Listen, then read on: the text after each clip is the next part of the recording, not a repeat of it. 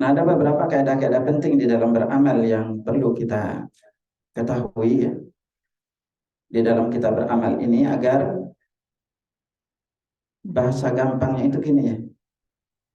Gimana caranya kita dalam umur kita yang pendek ini kita bisa mendapatkan pahala yang banyak, derajat kita tinggi di sorga, terus bertetangga dengan Nabi di sorga, dan juga diharamkan masuk ke dalam api neraka.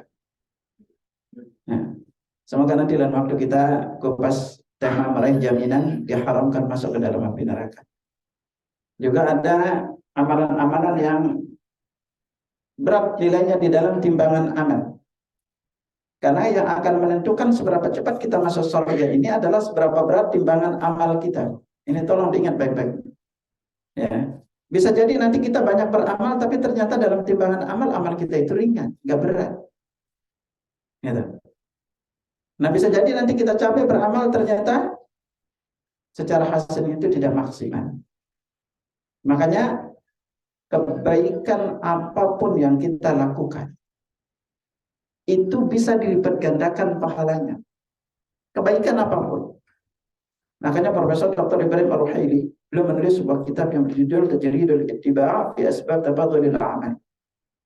Beliau menjelaskan 19 langkah dilipat gandakan pahala sebuah kebaikan.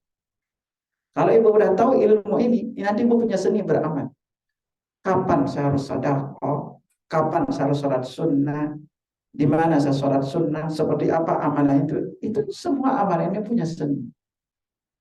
Ya. Makanya itulah yang menyebabkan kenapa Allah sering menyibaratkan hidup ini itu seperti berbisnis. Dalam surat Taubah Allah berfirman, Inna Allah ashtara minal mu'minina anfusahum wa amwalahum bi'anna lahumul jannah. Allah beli diri dan jiwa seorang muslim itu dengan surga. Kenapa bilang beli? Ya, jiwa dan harta seorang muslim beli dengan surga. Dalam surat As-Saff Allah berfirman, Ya ayyuhalladzina amanu hal adullukum ala tijaratin tunjikum min adzabin alim. Wahai orang-orang beriman, maukah kalian aku tunjukkan kepada sebuah perniagaan, sebuah transaksi yang bisa menyelamatkan kalian dari azab yang pedih. Nah, kenapa Allah menggunakan kalimat bisnis? Karena memang seperti itulah amal itu. Kalau sekarang ibu beramal, kita bisa lipat gandakan pahalanya. Kalau sekarang kita beribadah, ibadah itu bisa dimaksimalisasi pahalanya. Sehingga nanti ketika kita beramal itu benar-benar hasilnya sama. Ya, sama juga ingat. Di dalam bab sholat, saya sering ingatin pada para jamaah di bab sholat. Setiap kita ini sholat, nggak mungkin pahala kita sama. Ya.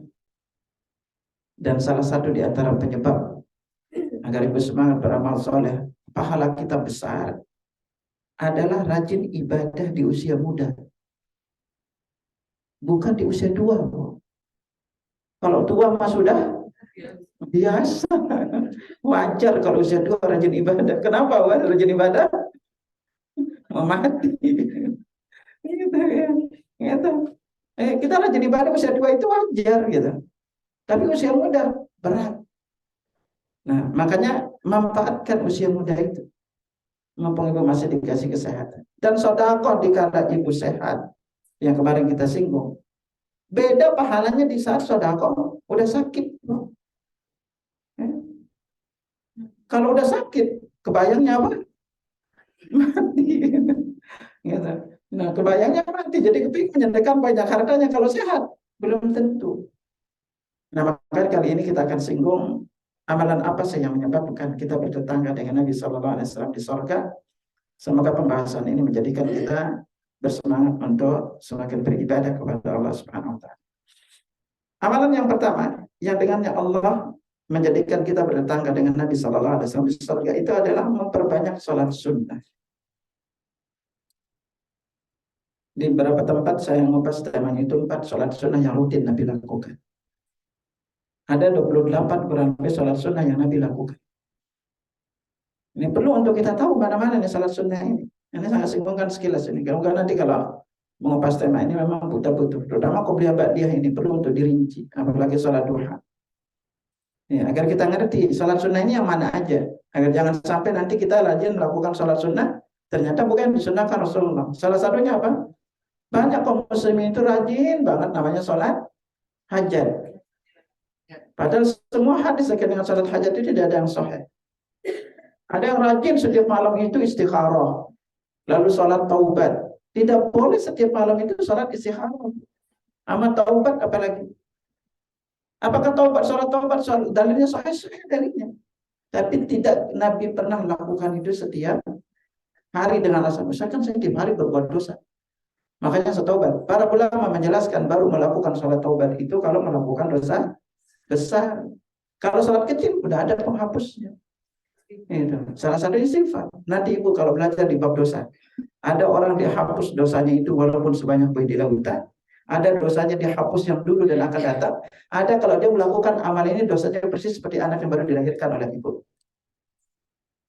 Gitu. Nah ini yang penting kita tahu. Jadi kalau kita tahu kepingin menghapus dosa kita walaupun sebanyak bayi di lautan, ada kurang lebih sekitar 5 caranya. Ya. Nah salah satunya kita bisa lakukan untuk dosa-dosa kecil ini adalah memperbanyak sholat sunnah. Ya.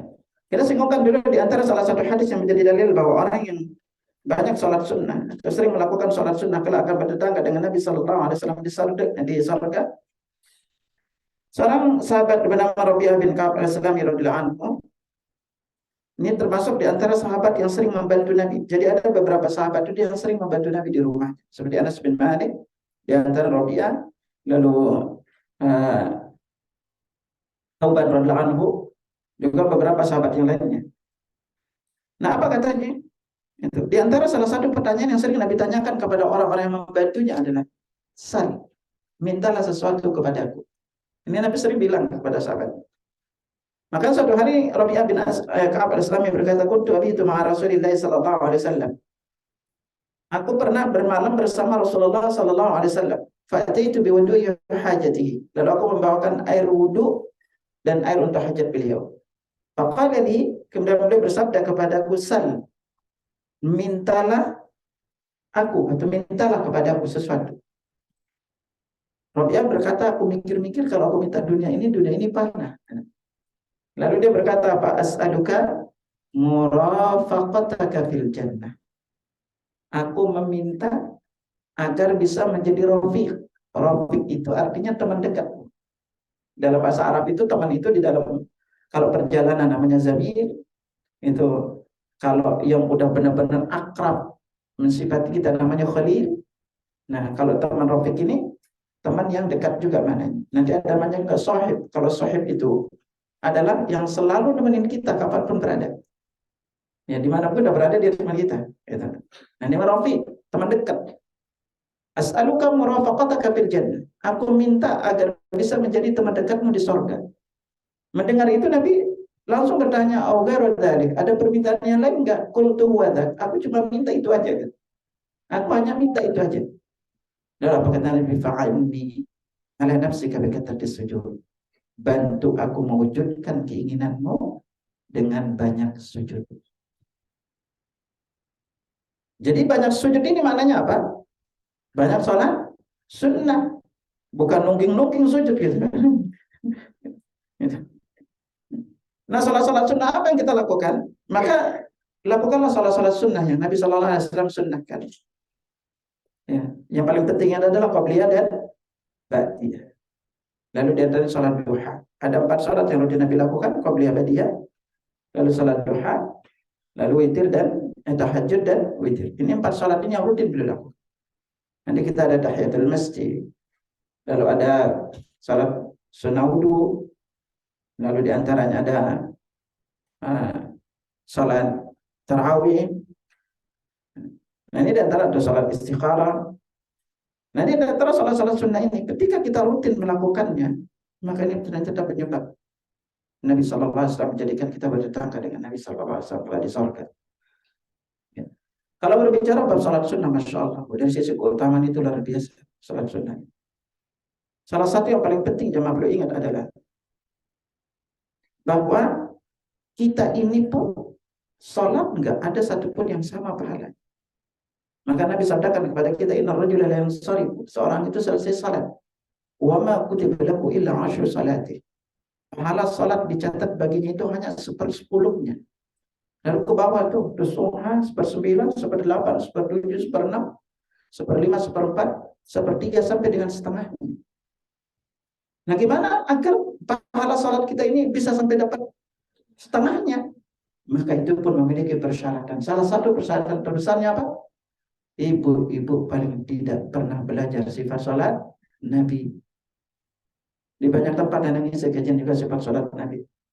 Kita lengkapin sekarang, alhamdulillah ada 235 PDF-nya. Itu pun kalau mau dikupas, kalau mau rinci, ya memang butuh tahapan. Dulu pernah sempat kita kupas ya, sifat salat Nabi. Ya. Nah, penting jamaah tahu, karena kenapa?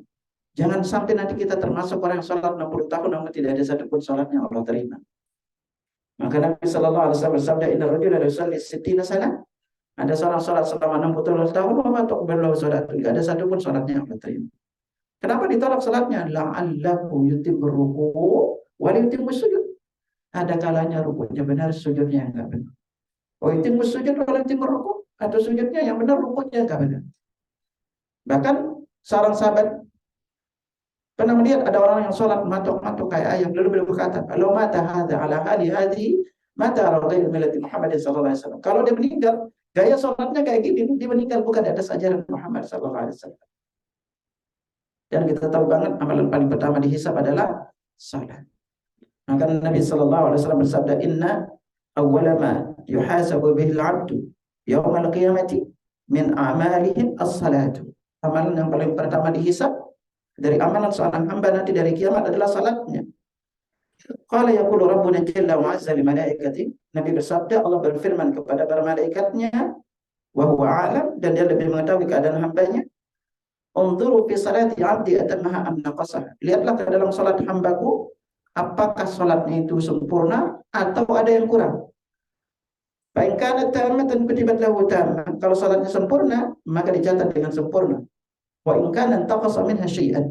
Kalau di dalam salatnya itu ada yang kurang, entah kurang khusyuknya, ya, mungkin entah dari sisi itu ada yang kurang dari sisi tumaninahnya. Apa yang terjadi? Allah berfirman, "Unzuru hal li'abdi min tatawwu." Lihatlah ke dalam salat hambaku apakah dia memiliki salat tatawwu.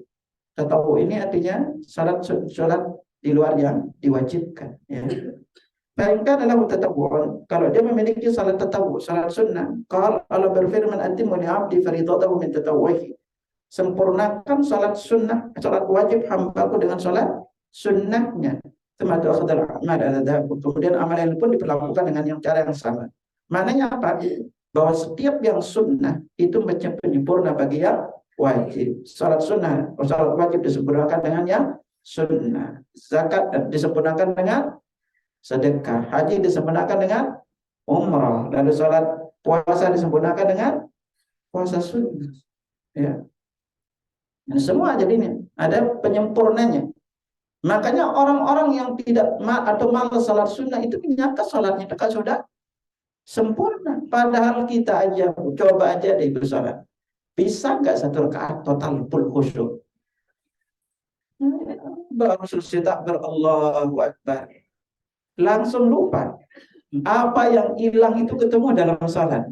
Makanya kalau lupa salat aja ketemu dalam. Pertanyaannya, kenapa kita kalau salat sulit banget khusyuk? Iblis tahu banget pahala salat ini. Makanya dia itu akan berusaha ganggu kita semaksimal mungkin. Ya. Ibu, ini coba ibu, rata-rata satu salat berapa menit? Satu salat berapa menit? 5 sampai 10. Benar? Serius? Kalau makan berapa menit? Tergantung lauknya. Ya mau di mana makan. Ibu sholat 10 menit itu, ya Allah, coba aja deh. Kalau ibu nanti belajar sifat sholatnya Nabi, gambaran sifat sholatnya Nabi itu, sebenarnya dikatakan oleh Ibnu Qayyim, itu kalau beliau ruku, itu paling tidak standar itu baca 10 kali bacaan. 10 kali. Karena Nabi itu rukunya itu ritmenya sama tuh. Berdiri. Kalau beliau berdiri misalnya bacaannya kurang lebih sekitar 7 ayat atau 10, contoh Ibu baca surah Al-Fatihah. Al-Fatihah berapa ayat? 7. Lalu bacanya Al-Ikhlas. Al-Ikhlas berapa ayat? Al-Ikhlas berapa ayat? Ya Allah, tiap hari dibaca itu ayat. Berapa ayat? 4. Berarti itu 11 kan? Ya Nabi ruku itu kurang lebih 11 kali bacaan. Jadi Nabi itu kalau berdirinya 5 menit, ruku 5 menit, tidak 5 menit, sujud 5 menit, kita enggak 5 menit selesai semua. Itu Nabi. Itu makanya Nabi itu kalau sholat itu lama. Nah ini yang kejadian kita di Indonesia kebalik. Nabi itu sholatnya lama, zikirnya sebentar. Di Indonesia, zikirnya lama, sholatnya sebentar. Itu, itu pola ini. Nah makanya penting ya Mas Kadir. Makanya saya harapin ibu-ibu, tolong berusaha pernah belajar sifat sholat Nabi. Karena kami menemukan, Masya Allah. Ini baru kemarin nih, saya hari apa nih? Hari Sabtu kemarin kita daurah seharian sifat sholat Nabi juga. Nah, banyak kita singgungkan kekeliruan-kekeliruannya. Apalagi yang paling sering terjadi dari sisi bacaan. Bacaan ini Masya Allah. Itu. Saya setiap 2 bulan sekali itu ngadain pesantren lansia di Puncak. Ibu-ibu yang merasa lansia. Ya, yang merasa lansia. Ya. Kami cek bacaan sholatnya satu persatu. Dari takbir sampai salam. Itu ada tim yang cek bacaan sholat. Kami cuma bisa harus dada aja. Itu. Selama ini dibaca itu keliru bacaan. Udah panjang pendeknya keliru. Itu. Belum lagi dari sisi tata cara sholatnya. Maka kita cek gerakan sholatnya juga satu persatu. Ini karena ini tiap hari ibu lakukan. Ibu udah sholat berapa puluh tahun? Berapa puluh tahun? Ini udah mulai rajin sholat usia berapa? 20 apa 30? Apa 40? Ya, kita itu puluhan tahun sholat. Tapi membaca bacaan yang tidak kita ngerti, kita nyaman aja. Udah pada ngerti gak bacaan sholatnya? Serius? Udah cek? Itu jadi coba tahun 2024 ini pokoknya saya ngerti, pernah saya pelajari sifat sholat Nabi, pernah dicek bacaan sholatnya, saya ngerti bacaan sholatnya. Itu target tahun ini nih. Itu makanya kami dibalik setelah kita kupas bab sifat sholat Nabi komplit, langsung kita praktek, kita cek gerakan satu-satu. Kalau lebih serius, kita cek bacaan sholatnya. Makanya saya setiap pemimpin jamaah itu selama di Masjidil Haram, Masjid Nabawi kami cek satu-satu bacaan. Selama itu, sambil makan, kita cek mereka makan, sambil ngecek, kita cek. Sambil anterin jamaah, kita cek. Nah, perjalanan kita cek baca. Dia pulang-pulang baca sholatnya benar. Ini kita berpuluhan tahun. Itu jangan sampai sholat ibadah yang kita lakukan setiap hari ini ternyata kita meraih masih pahalanya itu masih minim. Jangan sampai. Makanya, nah dengan kita menambahkan sholat sunnah ini, maka ini menjadikan kita memiliki kedudukan istimewa sendiri. Karena kenapa? Salat ini ibadah fisik paling afdal. Nabi sallallahu alaihi wasallam bersabda, "Wa'lamu anna khairu a'malikum as-salat." Dan ketahuilah bahwa amalan terbaik kalian itu adalah salat. Wa la yuhafidhu 'alal wudu' illa mu'min, dan tidaklah jaga wudu itu kecuali seorang mukmin. Jadi kalau ibu-ibu punya waktu 10 menit, ngapain 10 menit? Kalau akan baca Quran, lalu zikir atau berdoa atau istighfar atau membaca salawat, ini amalannya sendiri-sendiri. Tetapi ketika kita sholat, semuanya kita lakuin. Dalam sholat bahkan baca Al-Quran. Walaupun baca surat Al-Ikhlas. Juz 30 istiqomah. Terus udah juz 30 bagian belakang lagi gitu kan. Gitu. Walaupun kita baca Al-Ikhlas. Lalu berikutnya ibu akan berdoa. Akan istighfar. Akan berzikir. Akan bersolawat. Sholat itu paling komplit ibadahnya. Dibandingkan dengan ibadah lain. Makanya inilah pentingnya untuk kita tahap belajar. Setelah kita sifat sholat Nabi, kita perbaiki semua dari sisi bacaannya, masuklah ke langkah berikutnya apa? Pelajari sholat sunnah. Lalu berikutnya kalau lebih maksimal, pelajari ditadabbur bacaan sholat. Bacaan sholat ini unik-unik isinya. Di antara tema yang sering Anda pisahkan di bab sholat ini adalah yaitu kemuliaan sujud, menikmati detik-detik paling dekat dengan Allah. Lalu lebih rinci kita coba lihat dalam sholat itu bukan variasi baca bacaan sholat itu dari takbir sampai salam itu tidak kurang 100 doa yang kita minta di saat sholat. Ya, itu. Salah satu di duduk antara dua sujud, ibu aja udah minta 7. Allahumma firli warhamni wajburni warfa'ni wahdini wa'afini warzuqni.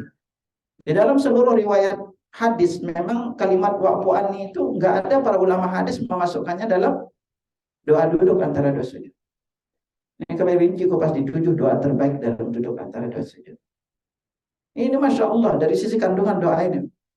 Itu, makanya itu yang menyebabkan Nabi itu kalau selesai salat dia hanya berzikir, tidak berdoa. Tidak ditemukan riwayat beliau pernah mengangkat tangan selesai salat wajib.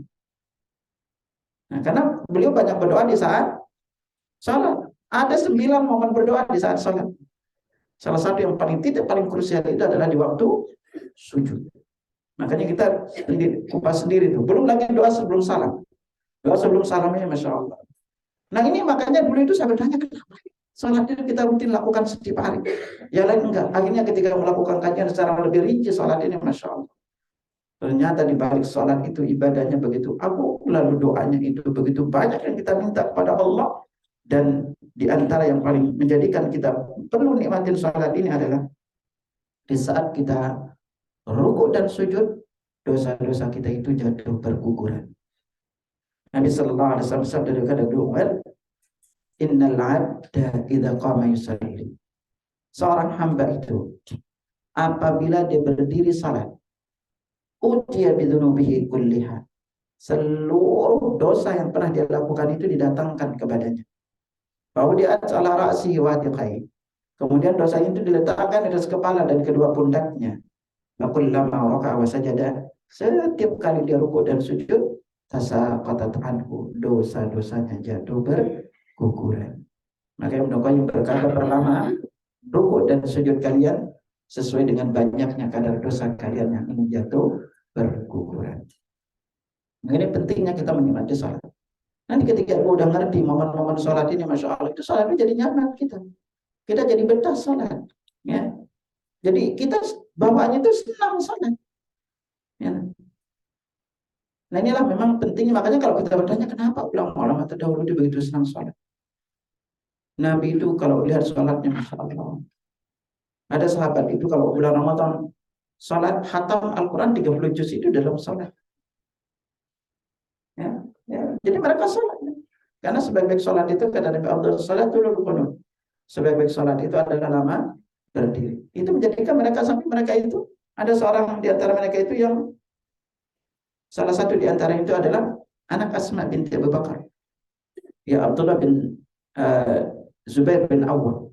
Beliau itu kakinya itu luka. Akhirnya apa? Menjalar itu. Seperti apa namanya? Kanker. Ini kalau nggak diamputasi, maka akan menjalar ke tubuh. Akhirnya apa? Diusulinlah untuk diamputasi. Ada yang mengusulin dengan khamar. Agar dulu apa? Tidak sadar diri baru dipotong kaki. Lalu berkata, aku tidak mau memasukkan sesuatu yang haram ke dalam tubuhku. Akhirnya beliau berkata apa? Udah, saya sholat dulu. Nanti setelah saya takbiratul ihram, kalian potong aja kaki saya. Lalu beliau takbir Allahu Akbar. Kakinya itu dipotong. Terus dipotong, tidak ngerasa sama sekali sakit. Gitu. Lalu selesai itu diberitahu, udah selesai. Gitu. Udah potong belum? Udah, langsung pingsan terus itu. Gitu. Sampai mereka ada yang dipanah itu, sampai api itu ada rumah mereka rokok, dia tetap salat karena tidak ngerasa apa-apa. Inilah luar biasanya orang-orang sebelum kita dulu salat. Kita baru nyamuk aja udah langsung top. Nah ini makanya luar biasa salat. Bab salat ini bab yang luas karena berbarengan. Anak konsentrasi banyak mengupas di bab ini mulai dari tadaburnya. Nanti kalau ibu udah masuk di bab tadabur bacaan salat itu, ibu akan senang ucap mula-mula bacaan salat ini. Apalagi di momen sujud. Momen sujud itu salah satu doa yang begitu luar biasa, ibu perlu baca bunyinya Allahumma gfirli dzambi kullahu. Ya Allah, ampuni seluruh dosa.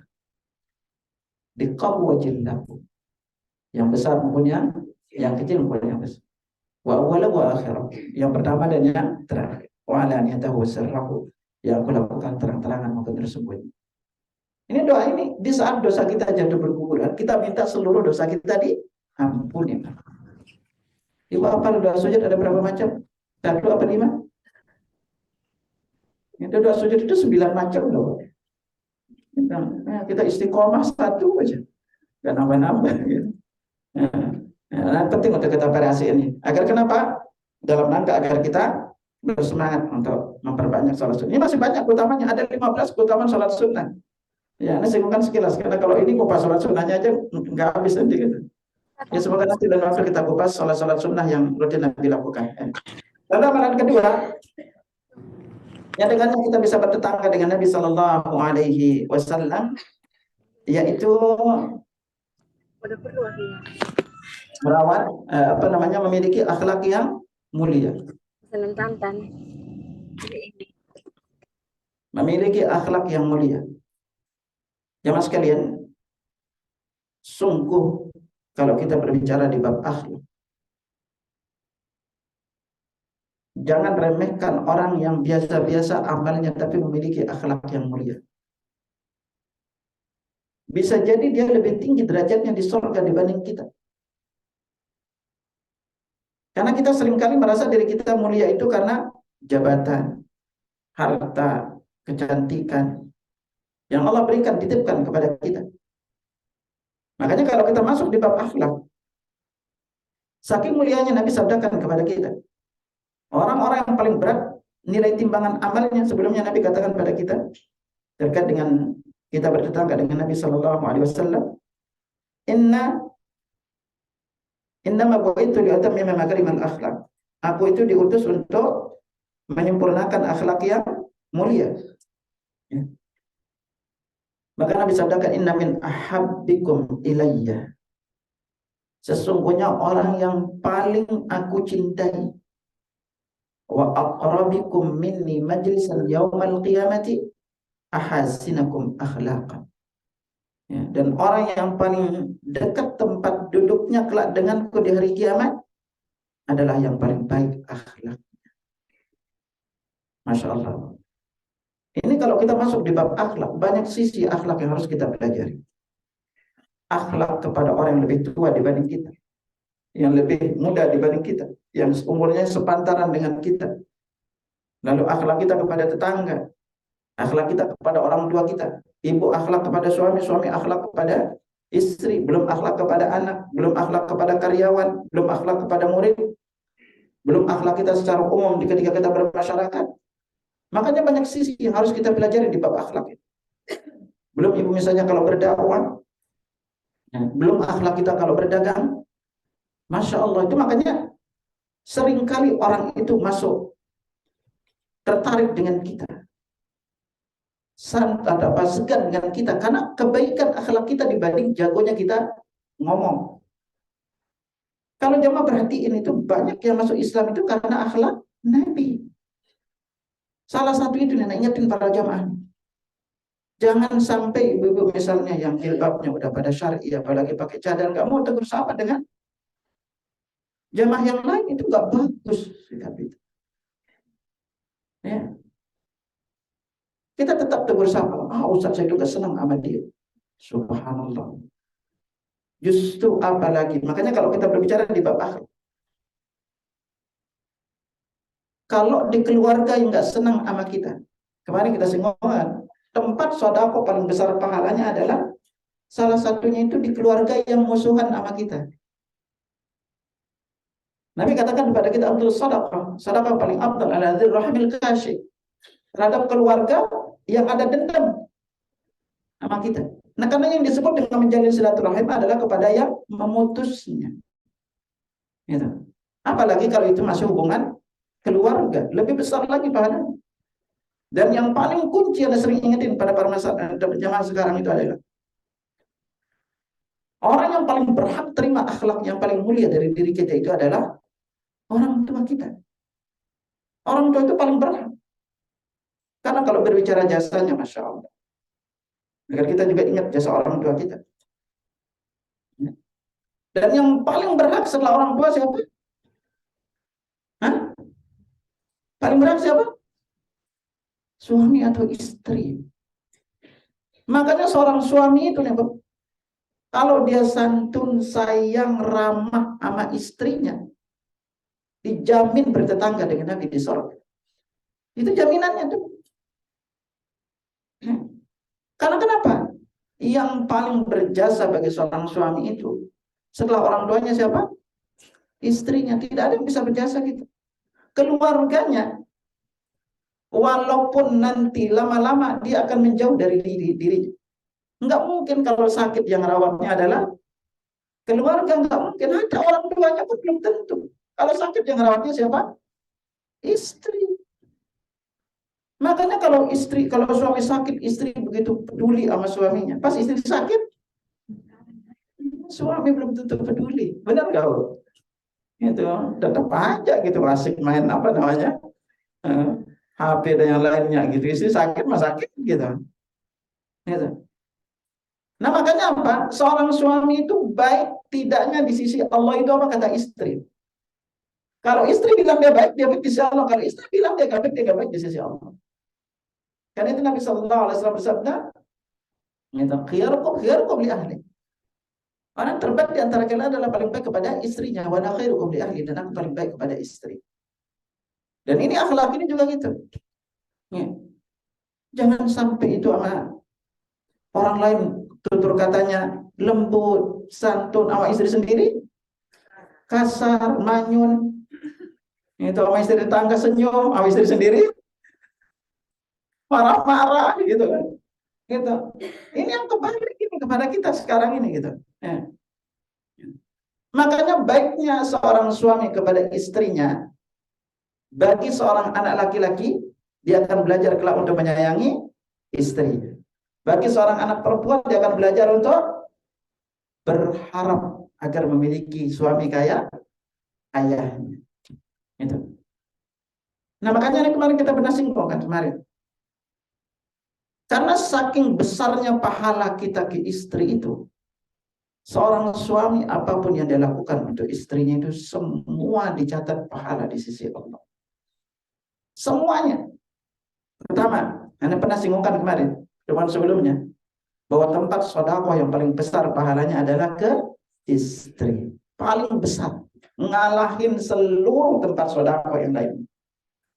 Karena ke istri itu secara hukum wajib. Sampai ke orang tua itu tetap lebih gede pahalanya ke istri. Karena ke istri hukumnya wajib. Ke orang tua hukumnya tidak wajib. Kecuali kalau orang tuanya tidak mampu, nggak punya mencari nafkah, maka dia wajib berdasarkan kesepakatan para ulama untuk membiayai orang tua. Tapi kalau dia memiliki anak yang lain, apalagi orang tua punya pekerjaan, masih punya anak, cari nafkah, nggak wajib bagi seorang anak. Yang wajib itu ke istri. Ya, maka itu ingetin banget. Dan sering ingetin sekarang pada para suami. Sering kali kadang-kadang suami itu amat fakir miskin baik. Gitu. Sama orang lain baik, sama istri sendiri pelit. Maka Nabi sabdakan pada kita ini ingetin pada suami ibu. Nabi sampai kasih kita 4 tempat sedekah. Dinarun anfaqtahu fi sabilillah. 1 dinar yang kamu infakkan di jalan Allah. Wa dinarun anfaqtahu fi raqabah. 1 dinar yang gunakan membebaskan seorang budak. Wa dinarun tasaddaqta bihi ala miskin. 1 dinar yang sedekahkan untuk orang miskin. Wa dinarun anfaqtahu ala ahli. 1 dinar yang kuberikan untuk istrimu dan keluargamu. Kata Nabi, a'tamu ajra, yang paling besar pahalanya yang kamu berikan kepada istri. Paling besar pahalanya. Ngalahin seluruh tempatnya. Bayangkan apa jihad aja ini. Makanya sering ingetin, kita para suami itu sebenarnya nggak usah jauh-jauh cari pahala. Dekat istrinya aja udah pahalanya itu besar. Sampai apa? Kemungkinan para suami pingin banget itikaf di Masjid Nabawi. Benar? Pada pingin itikaf kan di Masjid Nabawi? Semua pingin. Biayanya murah apa mahal? Mahal. Berapa lama itikafnya? Paling 10 hari kan? Sebulan juga mahal gitu kan? Tapi apa? Udah gampang. Para suami ingat di dalam Islam itu, setiap amal soleh yang rada-rada berat kita lakukan itu selalu Allah kasih pengganti. Yang berat apa? Puasa, ada penggantinya. Sedekah apalagi? Itu jihad apalagi? Haji umrah penggantinya. Apalagi masalah etika. Salah satu di antara amalan yang dengannya para suami bisa raih etika adalah cukup nemenin istrinya jalan-jalan, nemenin istrinya belanja, nemenin istrinya healing. Allah kasih pahala lebih baik dibanding itikaf di Masjid Nabawi sebulan penuh. Gitu. Maka Nabi sabdakan kepada kita, wala anshima akhil muslim fi hajatin. Aku pergi dengan saudaraku yang muslim untuk keperluannya. Istri butuh nggak jalan-jalan? Butuh nggak? Butuh kan? Ibu butuh belanja nggak? Apalagi belanja gitu kan? Gitu. Hanya itu belanja, jangan belanja. Lihat aja istri itu kebahagiaannya dua, bukan belanja sama jalan-jalan, benar nggak? Gitu. Udah nemenin jalan-jalan, nemenin belanja. Gitu. Subhanallah, itu Allah catat pahalanya lebih baik dibanding itikaf di Masjid Nabawi sebulan penuh. Nah, maka sekarang saya sering ajak istri jalan-jalan. Kalau mau jalan-jalan, temenin aja. Gitu. Apalagi kalau istri udah ambil barang semua, lalu kekasih, lalu yang bayarin suami dan istri tersenyum bahagia, kata Nabi itu amalan paling dicintai oleh Allah Subhanahu wa taala. Gitu. Gitu. Sederhana kan? Untuk apa jauh-jauh cari pahala gitu. Ya. Sampai Nabi katakan kepada kita, kita sakar aja kalau seorang suami ngambilin air minum untuk istrinya, Allah kasih dia pahala. Makanya sahabat yang meriwayatkan hadis ini dia pulang, lalu ambil air minum untuk istrinya, lalu dibacakan hadis yang baru didengar dari Rasulullah SAW. Kita nggak usah jauh-jauh cari pahala. Keluarga itu masya Allah itu ladang aman yang luar biasa pahala. Ya, itu kalau kita memiliki akhlak mulia cukup itu. Makanya ibadah paling lama kita lakukan apa? Berkeluarga. Paling lama rumah tangga. Paling lama. Makanya istri itu apapun yang dia lakukan itu catat bagi itu semua pahala bagi, mulai dari ibu melayani suami. Maaf, dalam hubungan suami istri kata Nabi itu ada sedekah. Ibu hamil, lalu dari sejak hamil, apapun sakit yang ibu rasakan hamil, melahirkan, menyusui kata Nabi, itu semua menghapus dosa dan meninggikan derajat di surga. Ya. Seorang suami ngobrol main-main sama istri nggak dicatat sia-sia oleh Allah, dicatat pahala. Karena kenapa? Perlu diingat para suami, para ibu, menikah itu hanya 5% cinta. 95% lebih adalah komunikasi. Ibu butuh teman komunikasi, butuh teman ngobrol, butuh teman untuk diskusi, ya kan? Karena cinta itu lama-lama itu akan memudar. Apalagi bagi laki-laki. Itu 1-2 tahun selalu rumah tetangga lebih hijau. Gitu. Karena kebutuhan kita itu setelah menikah itu, makanya penting ibu-ibu untuk para suami itu merawat cinta. Salah satu cara merawat cinta apa? Sering berdua. Saya sampai sekarang itu sering makan sepiring berdua dengan itu. Dari dulu itu memang sengaja apa sarananya paling bisa sering ngobrol. Dari sana sekarang. Udah lagi makan, kalau belum makan, kontak-kontak, udah makan belum? Makan bareng. Kalaupun pesan di restoran gitu, sengaja kita pesan menu yang berbeda, ya udah, biar makannya bareng. Karena itu kesempatannya. Gitu. Bu, cinta itu kalau ibu tidak rawat, bersamaan dengan berjalannya waktu itu akan memudar.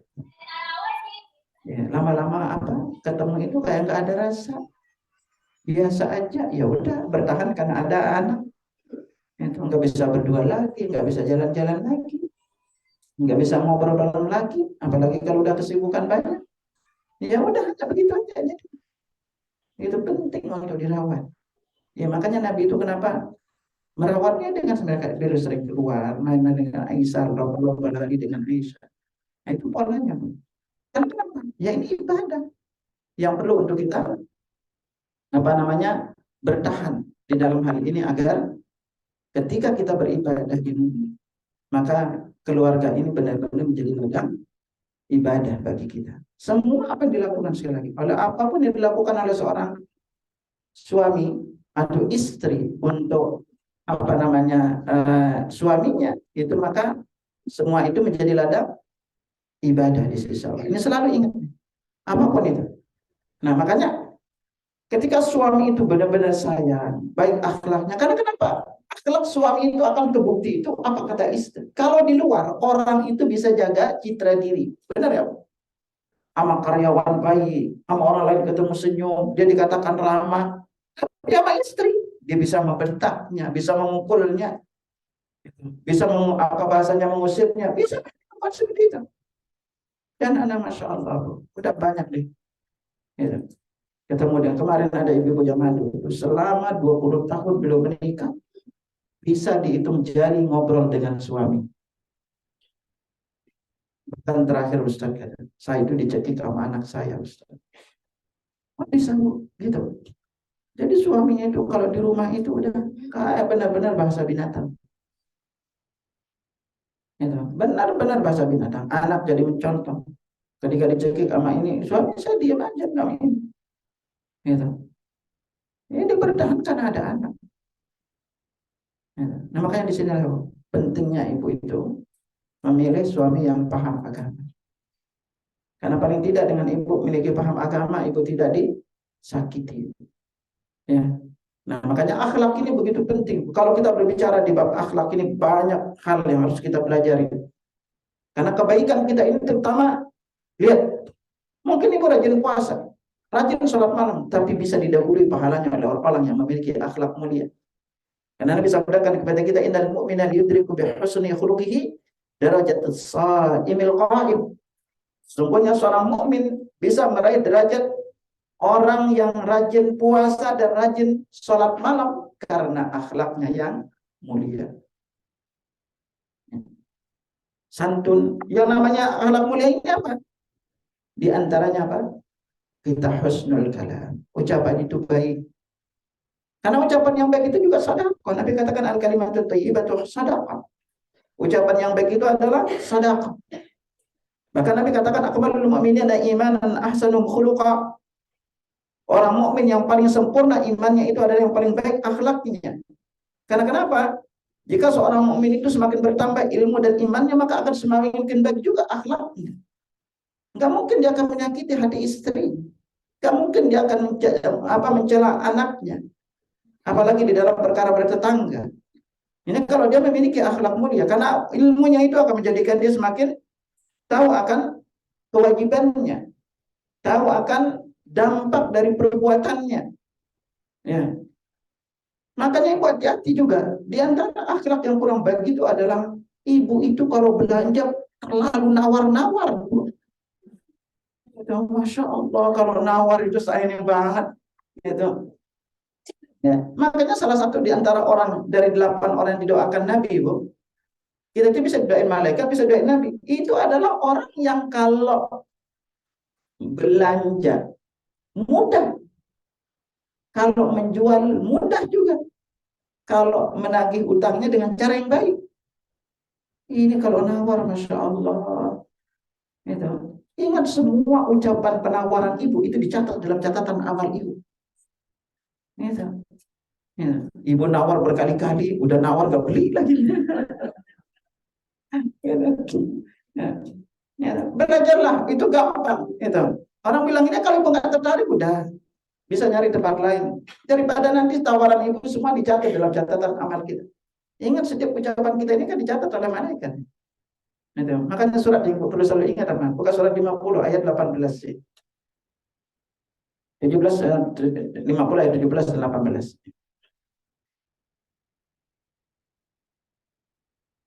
Surat Qaf ayat 17 dan 18.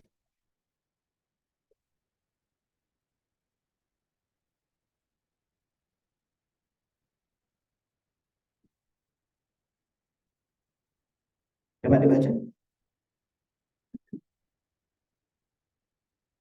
Bismillah. Ingatlah ketika dua malaikat mencatat perbuatannya, yang satu duduk di sebelah kanan dan yang lain duduk di sebelah kiri. Tidak ada satu kata pun yang terucap, melainkan ada di sisinya malaikat pengawas yang selalu siap mencatat. Jadi apapun ibu lakukan itu dicatat. Ibu ngomel-ngomel dicatat juga.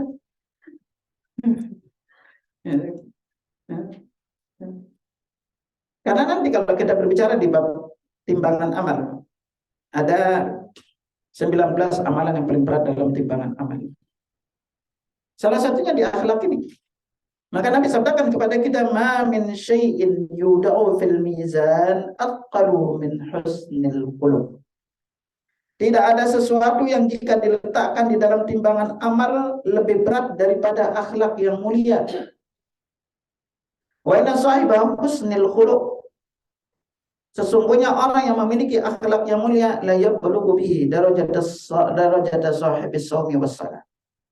Sesungguhnya orang yang memiliki akhlak yang mulia bisa menggapai derajat orang yang rajin puasa dan rajin salat malam. Dia kalau Tirmidzi Syalbani mengatakan hadis ini sahih. Bahkan dalam riwayat lain Imam Tirmidzi, ma min syai'in aqalu fi mizanil mu'min yaumal qiyamati min husnil khuluq. Tidak ada sesuatu yang paling berat dalam timbangan seorang mukmin di hari kiamat selain akhlak yang mulia.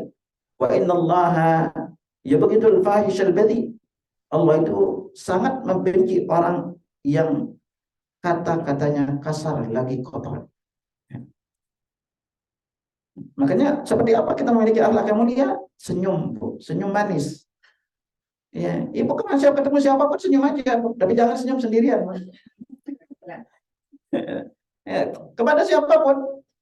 Ya, karena kenapa? Senyum itu juga sedekah. Apalagi sama suami, apalagi sama keluarga, apalagi sama anak, apalagi sama tetangga. Jangan kalau sama tetangga bawaan mukanya ya Allah. Sampai Nabi katakan kepada kita, la tahtakiranna minal ma'rufi syai'a wa la antalqa akhaka biwajhin talq. Jangan kamu meremehkan kebaikan sekecil apapun walaupun bertemu dengan saudara itu dengan wajah ceria. Belajarlah memiliki wajah yang ceria. Ya. Kalau ibu itu gampang manyun, cepat cemberut, itu cepat mati biasanya. Iya, kan ini orang stres. Iya, itu senyum itu makanya kenapa? Senyum ini orang-orang yang bisa senyum itu, senyum kan nggak bisa dipaksain loh ya. Itu kalau ibu lagi bahagia senyumnya gampang. Ya, coba sekarang apa? Apa yang paling gampang membuat ibu tersenyum? Coba selalu ingat itu. Kalau yang gampang membuat ibu tersenyum itu dapat duit sekepok, ya udah sering-sering bayangin dapat duit sekepok. Ya. Nah, karena senyum ini Allah udah catat sedekah, makanya sedekah itu banyak, tidak harus berupa uang. Banyak sedekah. Ada 30 amalan sedekah tanpa uang. Salah satunya senyum. Lalu berikutnya apa Ustaz? Menyingkirkan duri di jalan. Maka ibu kalau berjalan, lagi kemana, ketemu duri, singkirin. Ketemu beling, singkirin. Ketemu dompet.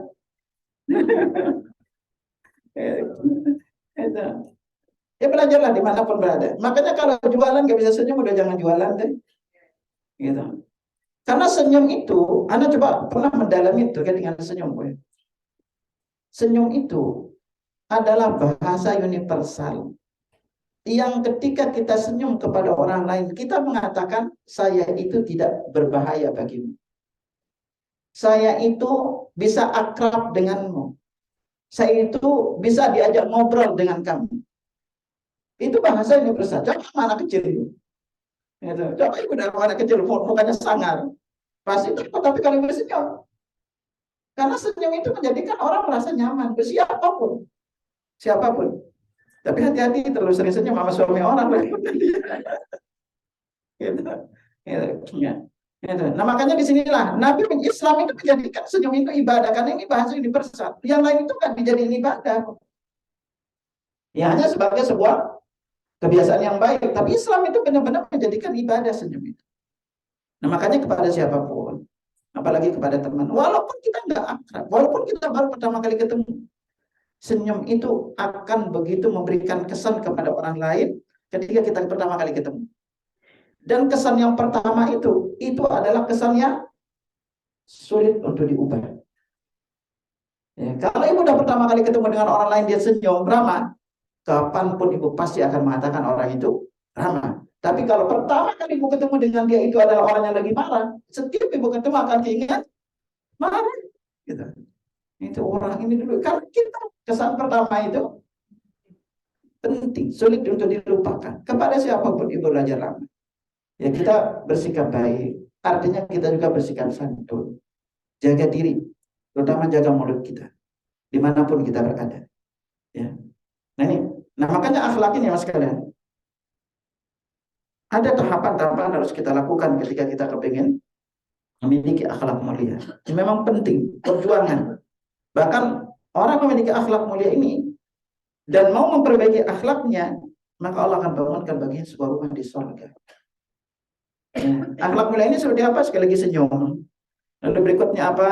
Kita melakukan yang ma'ruf, mengajak kepada yang baik-baik. Ya, lalu kita menghindarkan gangguan di jalanan. Ya. Kalau ada orang berkata tidak baik sama kita, jangan dibalas. Makanya setiap kali ibu kepingin komentar ucapan orang lain, coba jangan langsung komentar, diam dulu. Tarik nafas dulu. Nah, maka ketika ibu narik nafas itu pikiran kita jadi lebih tenang. Jangan jadi orang yang reaktif. Itu dikit-dikit marah, dikit-dikit marah. Ya, sama misalnya contoh, nih ibu perhatikan. Ketika ibu pakai mobil, tahu-tahu ketabrak sama dari belakang sama tukang bajai. Coba sekarang, seberapa ngerti ibu tentang ajaran Islam, itu akan menjadi penentu sikap ibu saat itu. Ya. Yang biasa ibu lakukan apa? Ya, apa? Itu.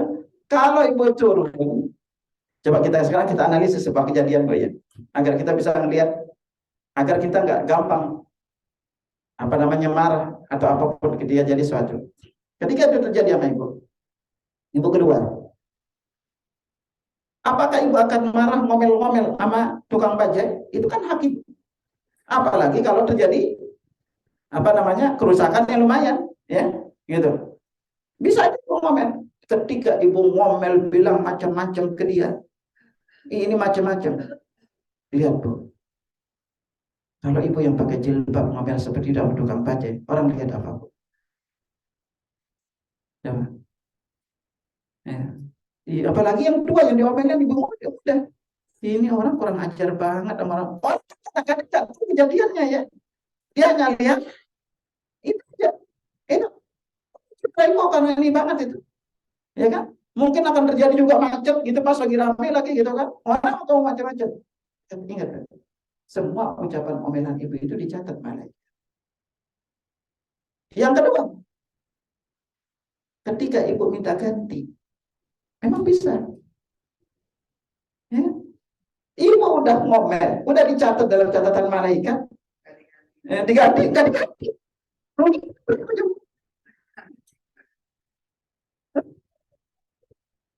Oh, saya bisa ganti, alhamdulillah, tapi nggak bisa. Ibu mau ke apa namanya ke polisi, lebih berat lagi, ya kan? Itu. Mau dia nggak mampu, dibilang nggak mampu. Itu. Lalu yang paling ini lagi apa?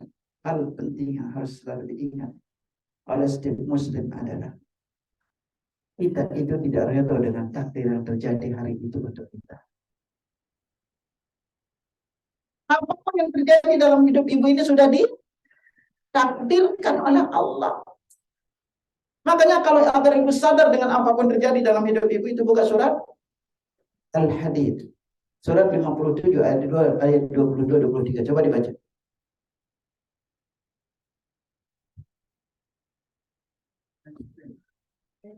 Surat 57 ayat 2 dan 3. Siapa yang baca? Ayat 22 sampai 23. Coba dibaca. Bismillah.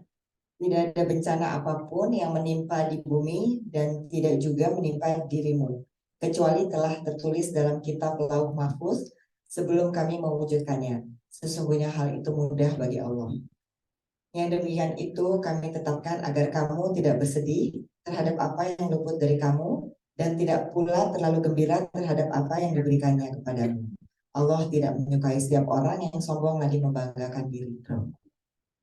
Apapun yang terjadi dalam hidup kita sudah ditakdirkan oleh Allah. Sampai ibu duduknya dimanapun ditakdirkan. Siapa yang di depan, siapa yang nyender, siapa di belakang, siapa yang datangnya lebih awal, itu sudah ditakdirkan oleh Allah Subhanahu wa Ta'ala. Ya, siapa mungkin yang suaminya dulu meninggal dunia atau istrinya dulu meninggal dunia, semua sudah ditakdirkan oleh Allah. Ya, bisa jadi hari itu kita kena seperti itu. Karena kenapa? Agar duit ibu keluar. Karena ibu pelit. Itu caranya dikembalikan. Ada adik lagi sakit mau pinjam uang, bilangnya nggak punya. Benar keluar duit. Jadi jangan sampai ibu begitu banyak kehilangan.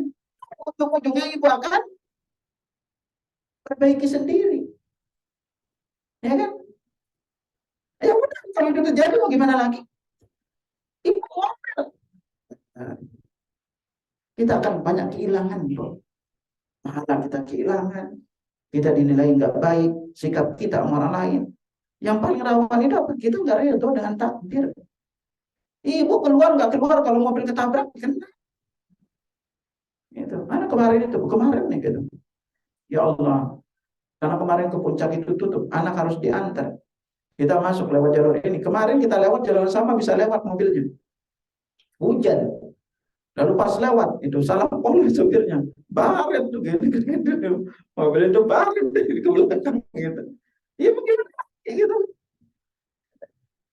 Ya inilah gitu. Hidup itu kayak gitu. Ya. Makanya ketika kita sabar menerima, ya itu dari takdir.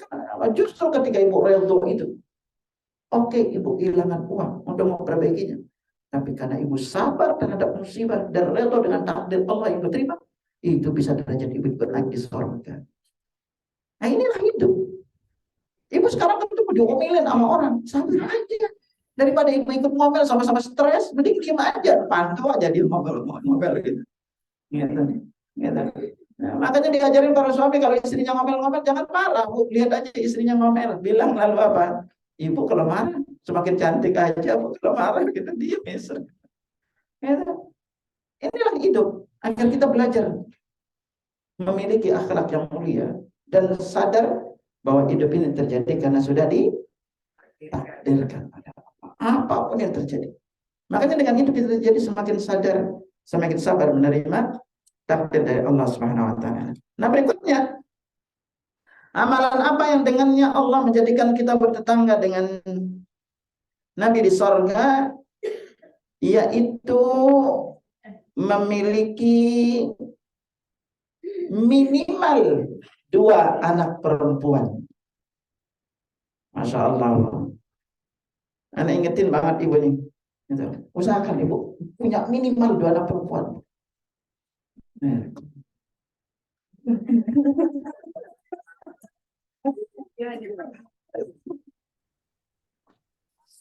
Ini. Sampai Nabi sabdakan kepada kita, "Ala jariyatain." Siapa saja yang mendidik 2 anak perempuan hatta tablugha, sampai dia balik. Ya yaumul qiyamati ana wa huwa. Nanti dia akan datang pada hari kiamat kata Nabi, lantas Nabi dia akan keadaannya aku dengan dia akan bersamaku seperti gini di surga. Nah, kalau sama Nabi itu gini, kalau sama anak yatim ada jaraknya, tapi kalau dengan punya anak perempuan kayak gini, berdapat. Itu istimewanya punya anak perempuan. Anak udah ngecek-ngecek nih. Ternyata yang paling punya banyak istimewa itu anak perempuan. Anak laki-laki yang disebut. Ya. Makanya bilang ke suami ibu, minimal punya 2 anak perempuan. Ya. Bahkan kalau punya 3 anak perempuan, itu akan menjadi benteng baginya dari api neraka. Kalau 1, nggak disebut. Ya. Ya. Ya. Makanya Nabi Shallallahu Alaihi Wasallam tegaskan pada kita hari ini, kenapa anak perempuan jadi patokannya? Karena dulu orang Arab itu kalau punya anak perempuan itu kayak aib. Coba buka surat An-Nahl ayat 58. Coba buka.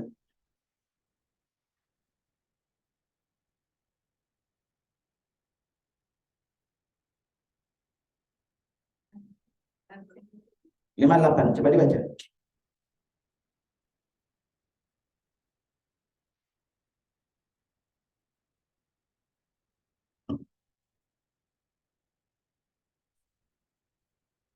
Ayat 58.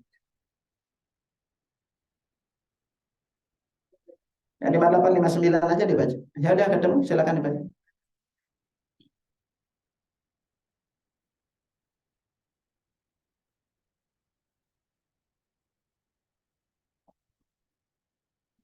Auzubillahi minasyaitonirrajim. Dan apabila seseorang dari mereka diberi kabar dengan kelahiran anak perempuan, hitam merah padamlah mukanya dan dia sangat marah. Satu lagi. Ia menyembunyikan dirinya dari orang banyak, disebabkan buruknya berita yang disampaikan kepadanya. Apakah dia akan memelihara dengan menanggung kehinaan ataukah akan menguburkannya ke dalam tanah hidup-hidup? Ketahuilah alangkah buruknya apa yang mereka tetapkan itu. Ini sebelum datang Islam. Jadi gitu keadaan orang Arab dulu. Kalau mereka dikasih kabar tentang kelahiran anak perempuan, ya Allah, marah besar mereka. Ya, marah besar tuh. Mereka sampai bersembunyi karena malunya kalau dikasih kabar gembira itu. Maka ya tawaran yang kaum min su'i ma busyira bihi. Mereka bersembunyi dari kaumnya karena buruknya kabar gembira beritahukan pada mereka. Ayumsiku ala hun. Apakah dia akan merawatnya lalu menanggung rasa malu atau dikubur hidup-hidup? Ya. Sa'amiyahkumun, karena keburuknya mereka, keputusan mereka ambil. Lalu Islam datang begitu memuliakan wanita. Ya. Ibu disuruh dihormati 3 kali dibanding ayah. Sampai Nabi tegaskan kepada kita ini, kalau memiliki anak perempuan 2, bertetangga dengan Nabi surga kalau ada diri. Maka Nabi jelaskan kepada kita, maka lahu talatu banat. Barang siapa yang memiliki 3 orang anak perempuan, lalu dia beri makan, minum, pakaian dari hasil jerih payahnya, lahu hijaban minan nar, maka akan menjadi benteng baginya dari api neraka. Itu 3. Ya. Ini luar biasanya kan kalau memiliki anak perempuan. Makanya beritahu suami ibu, jangan memiliki banyak anak. Nah itulah dulu penyebabnya saya ketika menikah itu berdoanya apa, ya Allah, karuniakan, berikan aku istri yang bisa memberikan banyak anak. Makanya Allah takdirkan anak itu 6. Anaknya selang-seling sesuai permintaan. Yang pertama itu, kalau yang pertama itu enggak minta, hanya pasrah, bilang ke istri, pokoknya yang pertama ini kita enggak minta. Apapun yang Allah kasih kita terima. Allah takdirkan punya anak cewek. Allah banget. Anak cewek ini karena begitu disayang sama neneknya, akhirnya neneknya yang paling banyak pegang. Itu istri sampai kalau mandi ini karena kalau enggak muka neneknya, akhirnya kita bilang, udah biarin anak pertama itu anak nenek aja lah. Itu kita buat yang kedua aja deh. Akhirnya apa? Anda bilang ke istri, pokoknya nanti kalau kita menikah dari awal Anda bilang kita akan memiliki 7 anak. Itu 7 anak. Istri alhamdulillah siap untuk itu. Akhirnya setelah anak pertama lahir, jelang beberapa waktu, karena anak yang pertama itu cucu nenek yang pertama, yang lain itu di luar kota. Itu akhirnya apa? Karena neneknya lebih banyak megang, ya kita sepakat sama istri, udah kita buat yang 2 aja deh gitu. Akhirnya yang kedua lahirlah. Yang kedua itu Anda berdoa karena udah dapat cewek, berdoa dapat cowok. Alhamdulillah Allah takdirkan dapat cowok. Setelah kakaknya kita udah 2 tahunan, itu kakaknya bilang yang cewek, tapi pengen punya adik cewek biar ada teman main gitu kan. Akhirnya dia bilang ke istri, udah bilang ke Umi aja gitu. Itu. Akhirnya apa, setuju. Akhirnya kita berdoa, ya Allah berikan si kakak adik cewek, semoga bisa jadi teman main. Akhirnya apa? Pas istri hamil, dicek cewek. Nah, setelah anaknya 2 tahun, adiknya juga minta, tapi masa kakaknya punya teman main, aku kan pengen punya teman main gitu.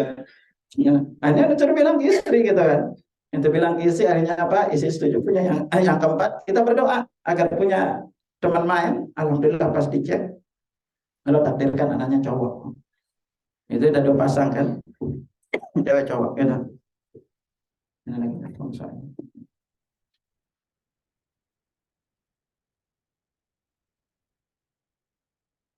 nah setelah, karena sibuk, anak keempat dengan kelima itu udah 5 tahunan jaraknya. Istri usianya itu kalau nggak salah itu sekitar 36 atau 37. Istri bilang nih kalau nggak punya anak lagi, nggak akan cukup punya 7 dari sisi umur. Terus gimana kan? Ya udah hamil lagi aja. Gitu.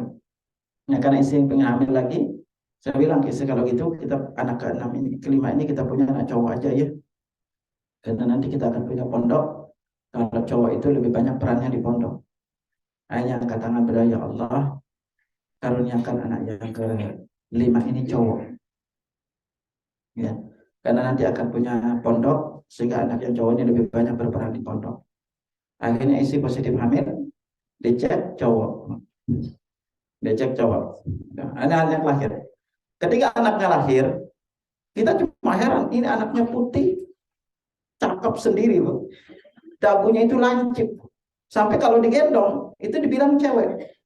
Akhirnya kita sama istri heran, kenapa anak ini ganteng sendiri gitu kan. Akhirnya mikir-mikir gitu. Oh iya, dulu itu saya itu pengen punya cewek. Cuma keburu bilang ada pengen cowok. Itu karena dia punya teman anak sekelas itu. Anaknya ceriwis. Itu keturunan Arab, hitam putih, ceriwis anaknya. Istri pengen punya kayak gitu. Gitu. Tapi ada udah bilang dulu punya cowok. Akhirnya Allah menghidupkan kayak cewek. Gitu. Setelah anaknya 2 tahun, istri bilang lagi, ini nggak cukup punya 7 anak dengan usia segini. Terus gimana katanya? Ya udah hamil lagi aja.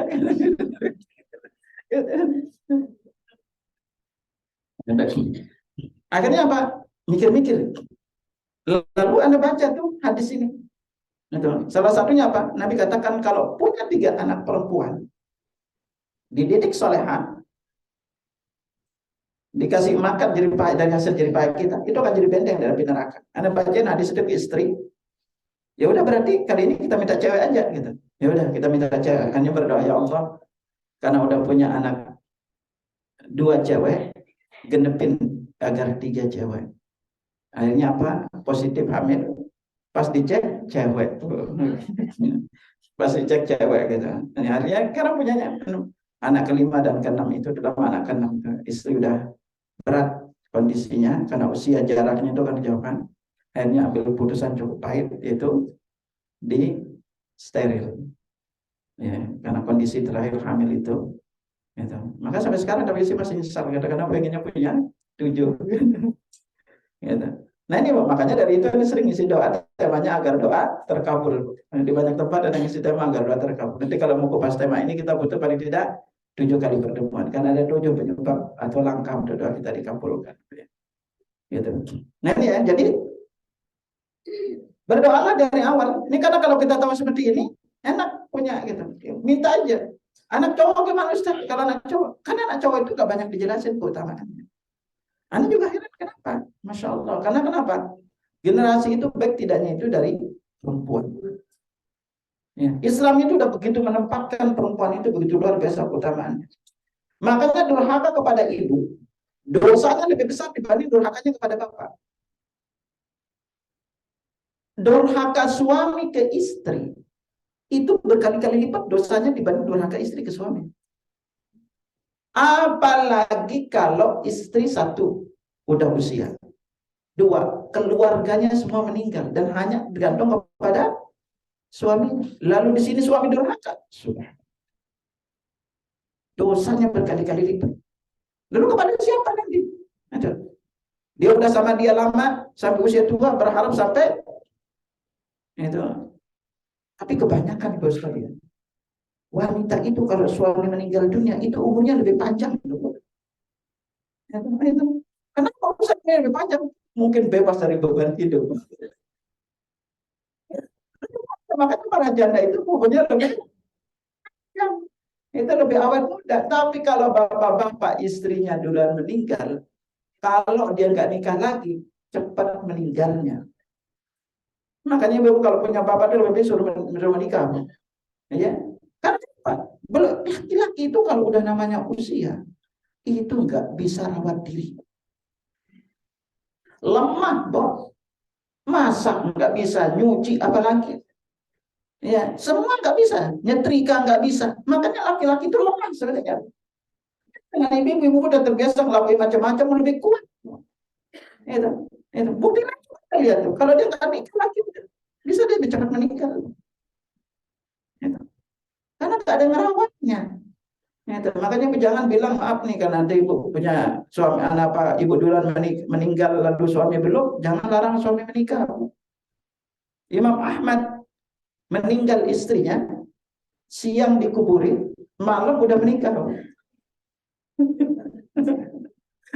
Siang dikumpulin, malam sudah meninggal. Itu kan.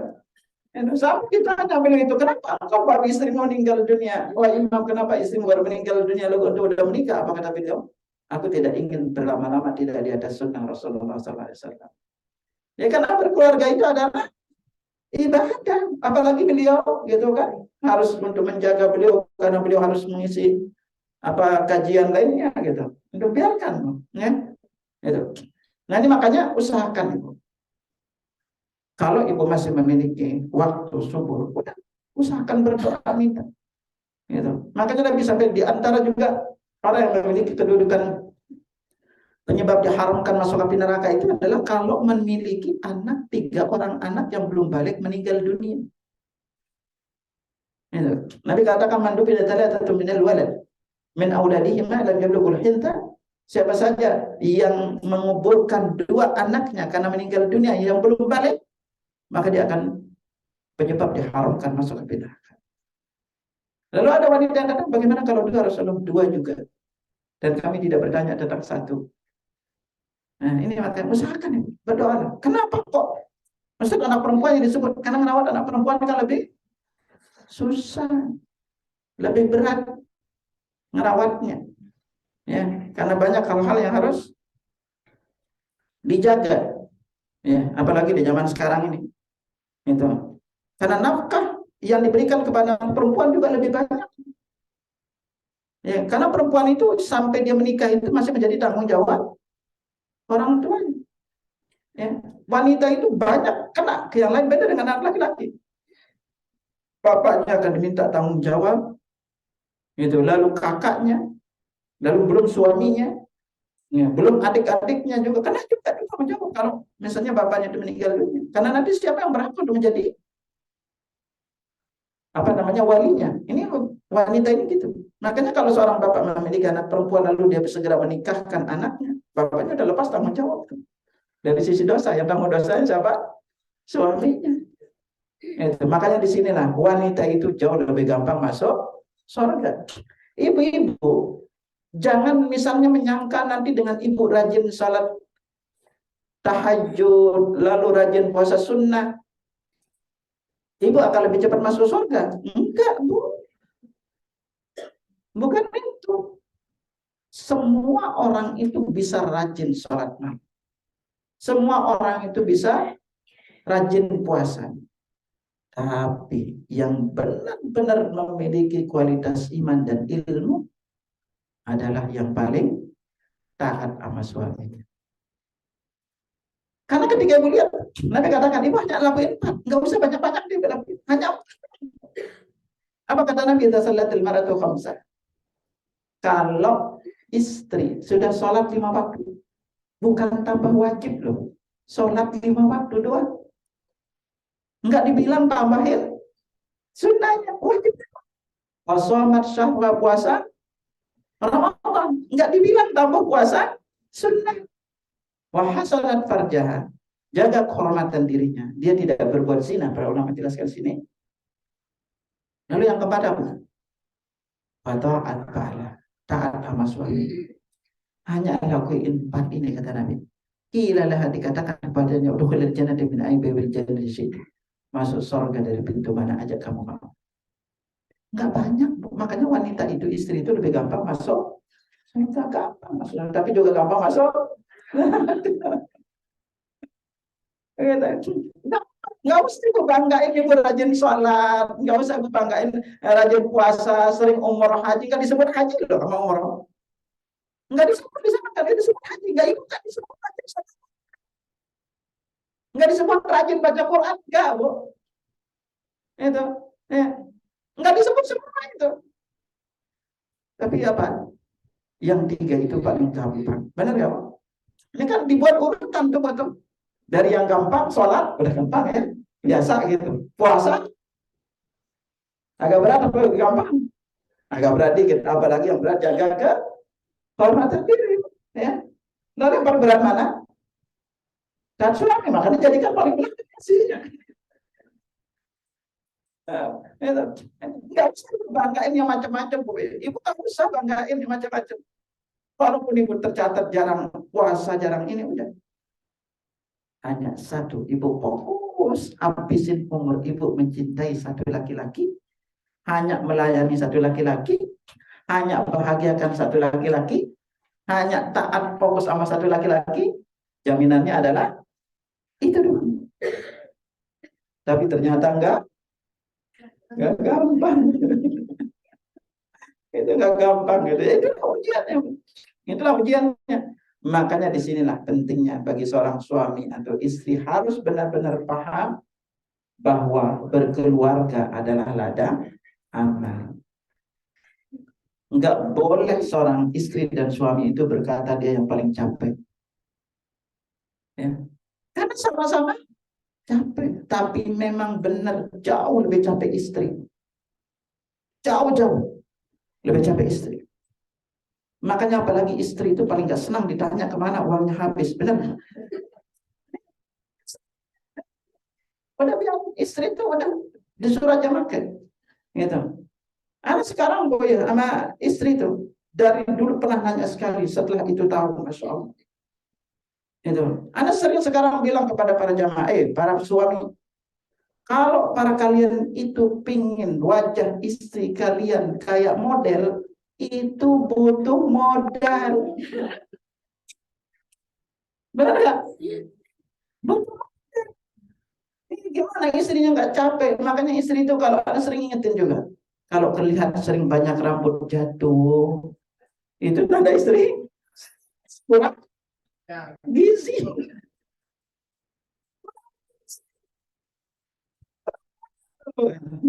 Gitu kan? Itu dari kemarin Bu, kita kemarin liburan di Puncak itu 3 hari. Yang paling nyari itu istri, semua tempat liburan itu istri. Dia tinggal banyak. Kalau istri bilang uangnya habis kepake, ya udah Anda cuma hiburin aja dia kan apa. Kalau uang bisa dicari, senyuman istri jauh lebih berarti.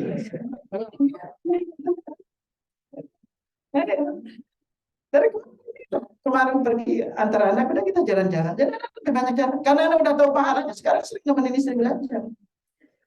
Anak udah temenin aja daripada anak ibadah. Lama-lama mending temenin istri. Gitu kan. Jalan-jalan tapi pahalanya gede. Gitu loh kan.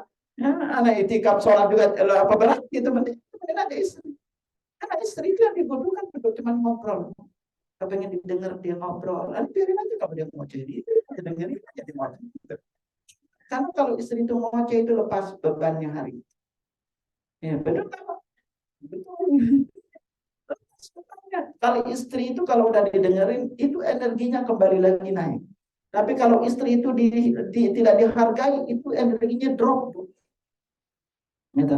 Hanya dia butuh dihargai. Saya capek-capek apa?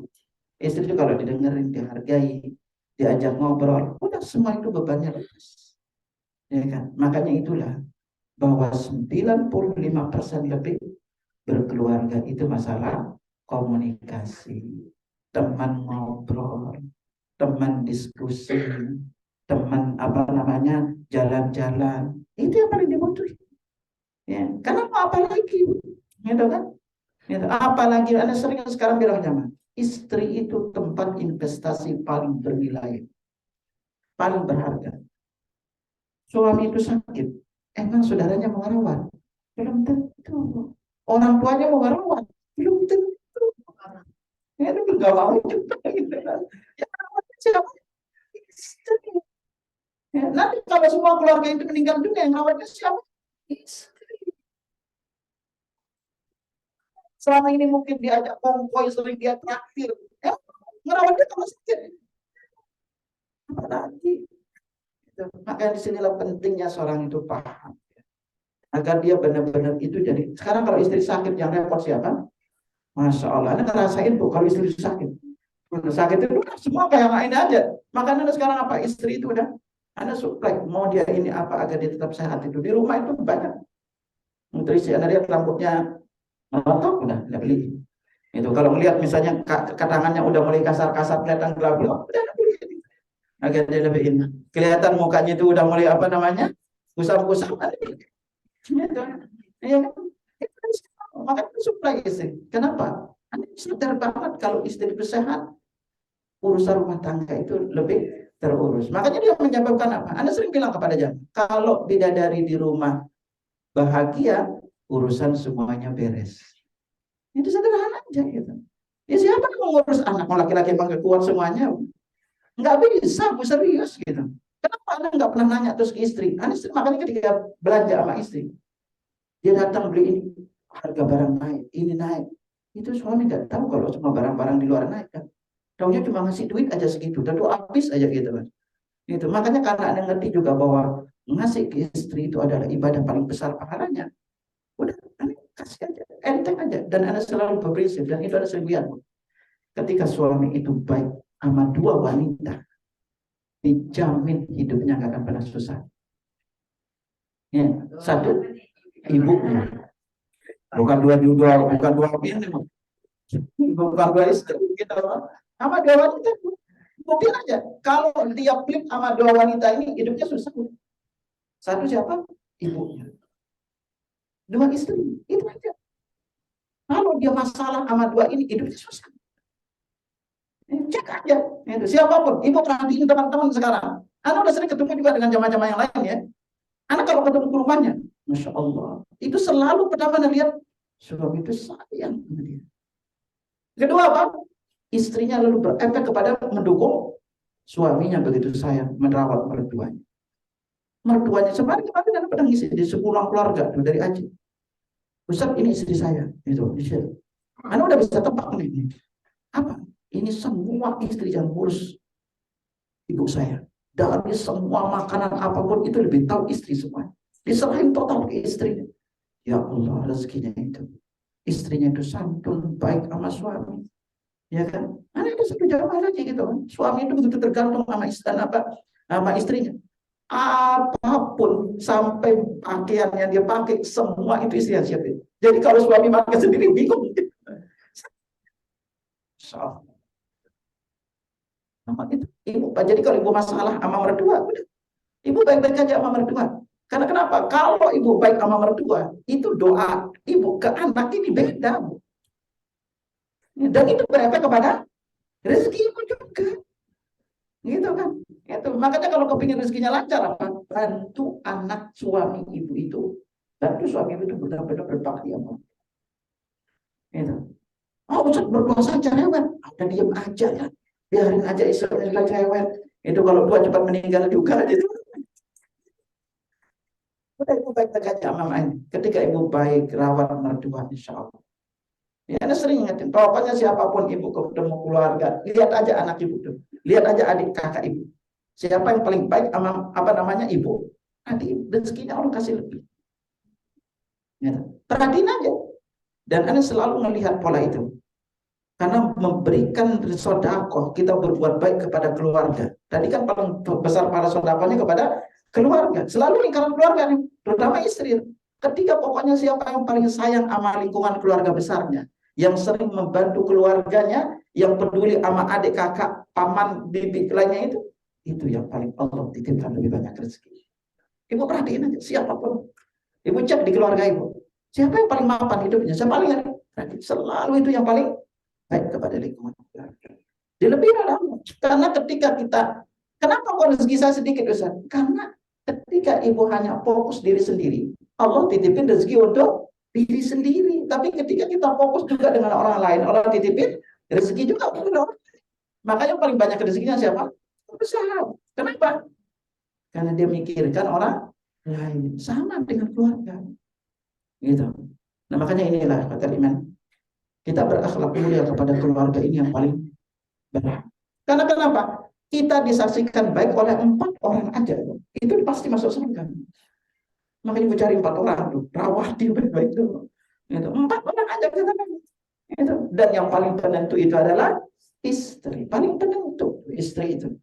Gitu kan. Karena nanti kalau ibu ada masalah di akhirat, yang paling pertama akan diminta pertanggungjawaban siapa? Suami. Suami nggak bisa masuk surga duluan. Panggil dulu suami, apa kewajibannya dulu kepada istrinya. Itu akan dituntut dulu gitu oleh istri. Kalau dia nggak baik, ya dia nggak baik gitu. Nah makanya di sini sama anak ini juga adalah investasi orang tua. Makanya memiliki banyak anak itu termasuk di antara karunia Allah. Ya, makanya Nabi sampai nyuruh kita itu untuk menikah tazawwadul waludal wadud. Nikahilah wanita yang al-walud, yang berpotensi memiliki banyak anak. Al-wadud, yang penyayang. Itu karena aku bangga memiliki banyak umat dari kiamat. Ya, makanya ibu jangan pernah hati-hati. Wah, Ustaz, nanti kalau memiliki banyak anak, lalu nanti nggak bisa ini, nggak bisa. Hati-hati. Ingat, anak itu udah punya rezeki sendiri. Makanya orang tua kita itu keyakinan sederhana kan. Banyak anak, banyak. Itu karena itu prasangkanya kepada Allah, maka Allah jadikan walaupun banyak anaknya, rezekinya juga sedikit. Benar kan? Padahal pendidikan orang tua kita hanya SR, mungkin rendah. Ini pendidikan udah tinggi-tinggi, mau punya banyak anak aja takut. Ya, itu nanti ibu nggak pengen itu banyak yang doakan setelah kita meninggal dunia. Banyak yang angkat tangan setiap sholat doain kita. Kalau ibu memiliki anak-anak kecil yang meninggal dunia, ingat ya, nanti anak itu nggak mau masuk surga kecuali akan bersama orang tuanya. Dia akan tunggu kelak orang tuanya itu di pintu surga. Ya. Allah berfirman, "Udkhulul jannah." Masuk kalian ke surga. Apa kata mereka? Itu. Kami tak mau masuk surga kecuali sama bapak kami. Lalu Allah berfirman, "Udkhulu antum wa abawakum." Masuklah kalian surga bersama bapak-bapak kalian. Makanya kalau anak meninggal dunia, itu kita baca alhamdulillah dulu. Baru baca innalillahi wa inna ilaihi raji'un. Makanya Nabi sallallahu alaihi wasallam bersabda, "Idza mata waladul abdi." Kalau anak seorang hamba itu meninggal dunia, apa kata Allah? Kalau Allah berfirman, "Qabattum walad abdi." Kalau mencabut buah anak kalau mencabut anak hamba ku fayaqulun na'am. Malaikat menjawab benar. Qabattum tamrata fuadi. Kalau mencabut buah hati anak hamba ku fayaqulun na'am. Malaikat menjawab benar. Mata qala abdi. Kalau bertanya, lalu apa yang diucapkan hamba? Apa kata malaikat? Hamidaka wastarja. Dia memujimu, lalu baca istirja. Bacanya berarti apa? Alhamdulillah, inna lillahi wa inna ilaihi raji'un. Coba, ibu berani nggak ucapin alhamdulillah anak meninggal dunia? Tidaklah ibu bisa mengucapkan ini, melainkan ibu benar-benar memiliki ilmu yang kuat. Ya. Karena tahu besarnya pahala anak meninggal dunia. Lalu apa kata Allah? Ubnu li 'abdi baitan fil jannah wa sammu baitul hamdi. Bangunkan untuk anakku sebuah rumah di sorga dan namakan rumah itu dengan Baitul Hamdi atau rumah pujian. Makanya saudara-saudara kita di Palestina, anaknya meninggal dunia, bersedih. Tuh anak gede, belum tentu jadi soleh-soleh. Sedih, ya wajar sedih. Nabi aja anaknya meninggal sedih. Orang nanti anak itu akan, anak-anak kecil yang meninggal dunia itu dirawat oleh Nabi Ibrahim. Itu nanti akan diserahkan anaknya ketika anaknya udah di akhirat. Lalu doa bersedih. Itu ibu akan ditunggu. Oh, pokoknya anak itu gak mau masuk surga kecuali sama bapaknya. Dia akan tunggu sampai dia akan masuk surga. Nah, lalu dibawa bapaknya masuk surga. Ibu sekarang hamil lalu keguguran. Tali pusar itu akan narik orang tuanya itu ke surga. Maka semua sakit, jerih, payah, susah yang ibu alami selama hamil, semua itu dicatat pahala oleh Allah dan akan meninggikan derajat dan menghapus dosa-dosa. Itulah makanya keluarga itu benar-benar jadi ladang pahala di sisi Allah Subhanahu. Itu udah berapa tuh jadinya? 3 apa 4? Yang pertama tadi apa? Salat sunnah. Yang kedua, akhlak mulia. 3, 2 anak perempuan. Yang berikutnya itu apa? Ini yang saya katakan, menyantuni anak yatim. Nah, sebentar lagi. Menyantuni anak yatim. Ini kalau anak yatim ini Masya Allah juga ya. Itu besar pahala. Nabi katakan, "Ana wakafil yatim," dan aku dengan orang yang merawat anak yatim seperti gini kelak di surga dengan. Ya. Makanya karena anak yatim inilah itu memiliki penyebab besarnya pahala menikah dengan janda. Ya. Menikahi janda, orang merawat janda, menyantuni janda itu dipanggil dari 3 pintu surga. Ya. Nabi katakan, "Saya alal armalati wal miskin." Orang-orang yang menyantuni janda dan orang miskin kalau mujahid fisabilillah, seperti orang jihad di jalan Allah, awil qa'imil lail, salat sepanjang malam, as-sha'imin nahar, puasa sepanjang siang. Gitu. Nah, bilangnya janda dulu, janda itu dalam Islam memiliki 3 makna ya. Karena suami meninggal dunia, yang kedua karena cerai, yang ketiga itu belum nikah. Dalam Islam disebut dengan janda. Jadi makanya Ibnu Battal berkata ketika mensyarah hadis ini, siapa yang ingin dipanggil dari 3 pintu surga, amalkan hadis ini. Gitu. Tapi kalau nyatuin janda jangan suami ibu, nanti niatnya beda. Nah, ibu aja nanti niatnya kurang ikhlas gitu kan. Gitu. Ya. Gitu. Penting apa namanya, ibu yang menyantuninya. Apalagi kalau janda itu keluarga, lebih gede lagi parahnya. Neneknya sendiri janda, ya. Neneknya janda, mungkin ada bibinya yang janda, maka menyantuni mereka itu pahalanya lebih besar di sisi Allah. Ya. Baik ibu sekalian, kita sebentar lagi kita menjawab. Ada 3 informasi yang ingin saya sampaikan ke ibu.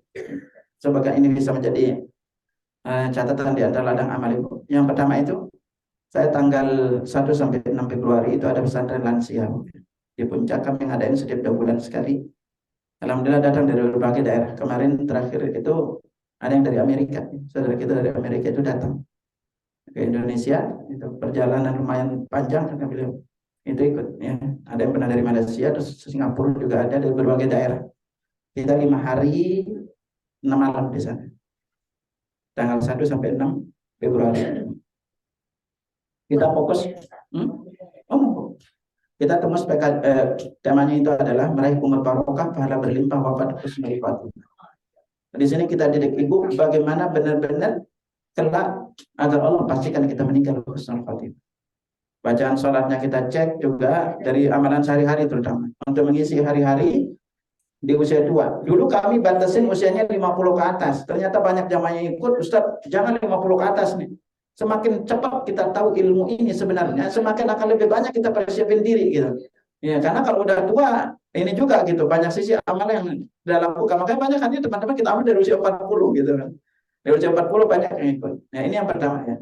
Silakan nanti yang memiliki orang tua bisa ikut ya. Karena kadang-kadang orang tua kalau anak udah pada gede itu bingung ngapain di rumah. Ya, sehingga mereka tahu, alhamdulillah setelah mereka ikut jadi lebih sadar, bisa ngapain hari-hari saya. Pokoknya kan nunggu malaikat maut aja gitu kan. Itu sehingga nanti dia dipastikan meninggal husnul khotimah. Yang kedua jemaah sekalian, ini informasi yang mumpung apalagi ini berdekatan Ramadan. Salah satu kebiasaan kaum muslimin kalau haji dan umroh adalah sering menitipkan Al-Quran di Masjidil Haram maupun Masjid Nabawi. Tahun ini itu Arab Saudi kemarin itu hampir mau bakar 5 juta Quran. Ya, 5 juta. Karena begitu banyak Al-Quran yang dititip di Masjidil Haram dan Masjid Nabawi. Akhirnya Al-Quran itu dikumpulin, digudangin, Bu. Isinya 5 juta. Al-Quran namanya. Ini mau dikirim kemana? Ya kan? Mau dibakar, lebih parah lagi. Akhirnya apa? Dari bulan kemarin diumumin lah, siapapun yang mau ngambil Al-Quran ini silakan. Kemarin udah datang 10 kontainer beberapa 2 bulan kemarin, 10 kontainer. Ini nanti tanggal 20 itu datang 15 kontainer. Itu isinya itu satu kontainer itu 50.000 pages Al-Quran, 70% Al-Quran, 30% kitab dari mereka yang wakaf kitab. Nah, pihak Saudi pertama mengharamkan untuk dijual, tidak boleh haram untuk dijual. Nah, cuma kita kena biaya aja, biaya kirim dari sana itu plus keluarin dari biaya cukai.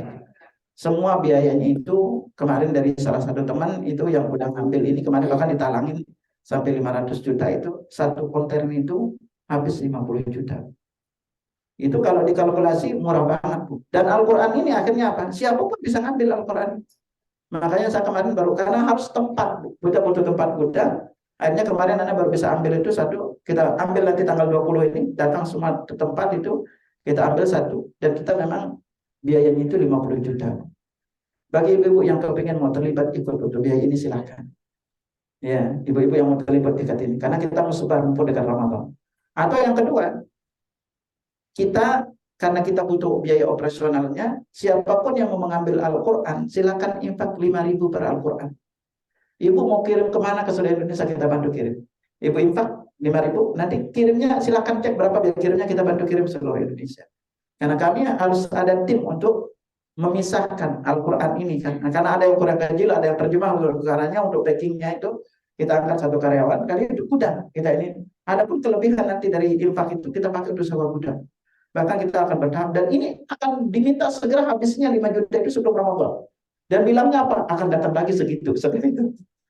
Nah, makanya akhirnya kita dengan tim itu, nanti ibu mau nyebar kemanapun silahkan. Mau kirim kemanapun Qurannya, kita siap bantu kirim. Syaratnya itu hanya kita minta, ibu bisa infak 5.000, lalu silahkan cek biaya kirimnya. Quran itu bagus-bagus. Gitu. Kemarin ada beberapa teman yang udah ngirimin gambar foto Al-Quran, ada yang kecil, ada yang terjemahan juga bahasa Indonesia. Tapi kan Quran itu kita bagus ya. Karena kalau nitip Al-Quran di Mekah Madinah itu pasti Al-Qurannya nggak mungkin jelek-jelek pada titip gitu. Itu kalau kita titip sana dicek nggak sesuai diambil. Karena Al-Quran Mekah Madinah itu dimonopoli. Hanya mereka yang boleh gitu. Makanya terbitannya hanya Malik Fahad, dan itu dari berbagai negara terbitan, tapi tetap kayak dari Mesir itu bagus-bagus Quran. Kemarin saya nggak lupa bawa contohnya tadi. Kita variasi macam-macam, ada terbitan Beirut, ada terbitan Mesir Al-Quran. Nah silakan ibu nanti mengambil. Ini kemarin jamaah udah ada yang ngambil 10.000, ada yang ngambil 5.000, ada yang ngambil 1.000, ada yang ngambil. Udah kita siapin aja. Nanti kita bikin packingnya. Ibu mau kirim kemana? Kasih kami alamatnya. Udah, ibu cek biaya kirimnya. Pokoknya kita kirim sampai tempat. Siapapun mau pribadi maupun kelompok silakan. Kalau mau pribadi silakan ibu bagi-bagi teman-teman itu silakan. Kita hanya minta infak 5.000 per Quran. Itu aja. Nah terus apa namanya? Ini sebagai tambahan ladang amal bagi ibu-ibu. Dan terakhir, anak sarankan ke ibu, jagalah kesehatan bu ya. Apalagi ini kita dekat Ramadan. Ibu bisa dengan jaga kesehatan untuk lebih banyak bekam ya. Kita gudang Quran itu nanti di klinik, karena saya kelola klinik bu ya. Terutama ibu-ibu yang udah mulai masalah lutut gitu. Terutama ibu-ibu ini banyak masalahnya di lutut juga. Itu jalan sakit, duduk nggak bisa tenang, gitu, goyang kanan, goyang kiri gitu. Itu saya banyak nangani masalah lutut. Ibu-ibu yang ada masalah lutut silahkan nanti bisa konsultasi gitu. Ya, apalagi zaman sekarang ini bu, kita butuh kesehatan lebih untuk menjaga agar kita senantiasa beramal saleh ya. Ya, itu. Terutama saya banyak fokus di ibu, terutama untuk ibu belajarlah sekarang bersihin usus bu ya. Kesehatan terbesar ibu itu berawal dari usus dan peredaran darah. Kalau muka ibu kelihatan gelap, itu bukan karena tua loh bu. Saya pelajarin di dunia usus itu ternyata karena usus kita kotor. Ya, jadi kalau muka kita gelap, lalu ini rambut gampang rontok, apalagi ibu banyak varises tuh ya, itu karena usus kotor. Ketika usus ibu dibersihin, udah muka ibu cerah lagi. Sama kayak muka kita ini jadi kendor, itu karena usus kita kendor. Ketika usus ibu dibersihin, lalu usus ibu kembali naik, udah kencang dengan sendirinya. Jadi tua itu adalah kepastian, sehat dan awet muda itu pilihan. Ya baik, itu bisa disampaikan. Kalau ada mau ditanyain silahkan. Wallahu a'lam bishawab. Ada ditanyain silahkan. Ya, baik, jazakallah khairan Ustaz untuk pencerahannya. Silakan diberi kesempatan kita, karena waktu mepet ya, kita hanya diberi sama mungkin 12.30 sudah selesai, tapi insya Allah kita 5 menit bisa untuk pertanyaan. Oh iya, silakan. Assalamualaikum warahmatullahi wabarakatuh Ustaz. Tadi Ustaz ada beberapa sampaikan untuk pahala buat pasangan baik buat dengar keliling-keliling ya? Bos. Yang paling baik. Dan tadi Ustaz sampaikan Islam itu selalu ada alternatif, misalnya seperti yang ketika tidak perlu dilakukan di sana. Bos. Nah itu juga bisa. Nah saya mau tanya Ustaz, kalau misalnya suami kita itu meninggal, alternatif pahala apa lagi yang kita bisa kerjakan Ustaz? Pertanyaan berikutnya, ibu mendapat pahala apa? Ya. Karena ibu mendapat pahala apa aja itu disediain amalan penggantinya. Kalau sekarang ibu misalnya tidak usah meninggal dunia, lalu kepada siapa harus berbakti? Kalau ibu bisa menikah lebih bagus. Ya, bisa berbakti sama suami. Kalau memang tidak, rawatlah, fokus rawat anak. Ya, fokuslah rawat anak. Ibu tetap menjaga hubungan kepada keluarga suami. Itu amalan paling afdal ibu lakukan ya. Itu, tapi ibu nggak bisa berdoa langsung untuk suami. Yang bisa connect langsung itu hanya anak. Itu. Jadi ibu nggak, kalau anak bilang Robbi firli wali walidayya, connect langsung. Kalau istri harus sebut nama suami. Itu. Kalau ibu mau sedekah, niatkan atas nama suami juga. Itu yang bisa kita lakukan. Ibu mau sedekah, mau apapun ibu lakukan yang berupa kebaikan, ibu bisa niatkan atas suami. Ya. Ada lagi? Ada pertanyaan lagi? Ya, jangan malu-malu. Ada di chat nggak ada?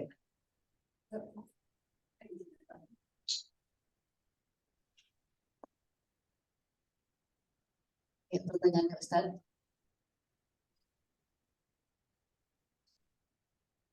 Bagaimana cara menjaga akhlak lisan? Lalu kalau jandanya adik ipar tapi masih suka bid'ah, macam mana Ustaz? Ya. Udah, jaga lisan itu, ibu harus mau belajarin bahaya lidah. Kalau kita udah tahu bahwa Nabi pernah ditanya terkait dengan faktor penyebab terbesar orang masuk surga, jawabnya apa? Taqwallah husnul khuluq. Penyebab terbesar orang masuk surga itu adalah takwa kepada Allah dan akhlak mulia. Paling banyak penyebab orang masuk neraka apa? Al-fam wal fal, yaitu lidah dan kemaluan. Nah, kalau kita semakin paham masalah lidah itu bahayanya, bahwa apapun yang kita ucapkan dicatat malaikat, itu nanti menjadikan kita itu kalau mau ngomong itu berpikir.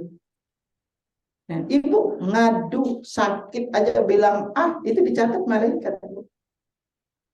Dan jangan pernah remehkan. Salah satu yang sering Anda ucap, tema yang Anda banyak kupas adalah terutama di khutbah, judulnya itu adalah ucapanmu adalah amalmu.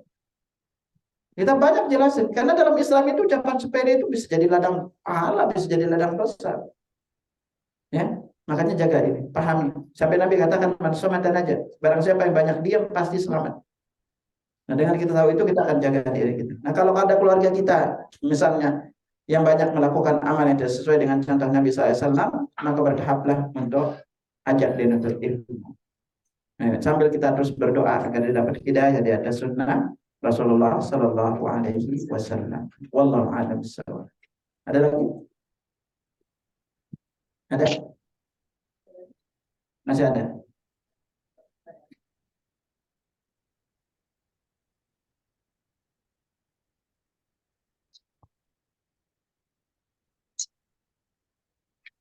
Ya Ustaz, pertanyaannya lagi, kalau punya anak perempuan 3 tapi tidak soleh bagaimana Ustaz? Nah, disinilah tantangannya. Jangan lihat sekarangnya. Ya, kita terus saja berusaha.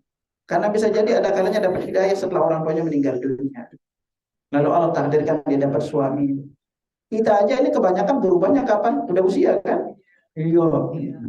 Kebanyakan taat, ini udah usia gitu ya. Siapa tahu nanti Allah takdirkan sekarang dia tidak saleh, lalu Allah takdirkan dapat suami. Ya kakek di sini pentingnya ibu itu jangan pernah bosan mendoakan anak. Apapun kondisinya itu ibu doakan agar Allah berikan anak itu karena suami yang anaknya suami yang soleh. Kalau tidak, lahir darinya itu generasi yang soleh dan soleh.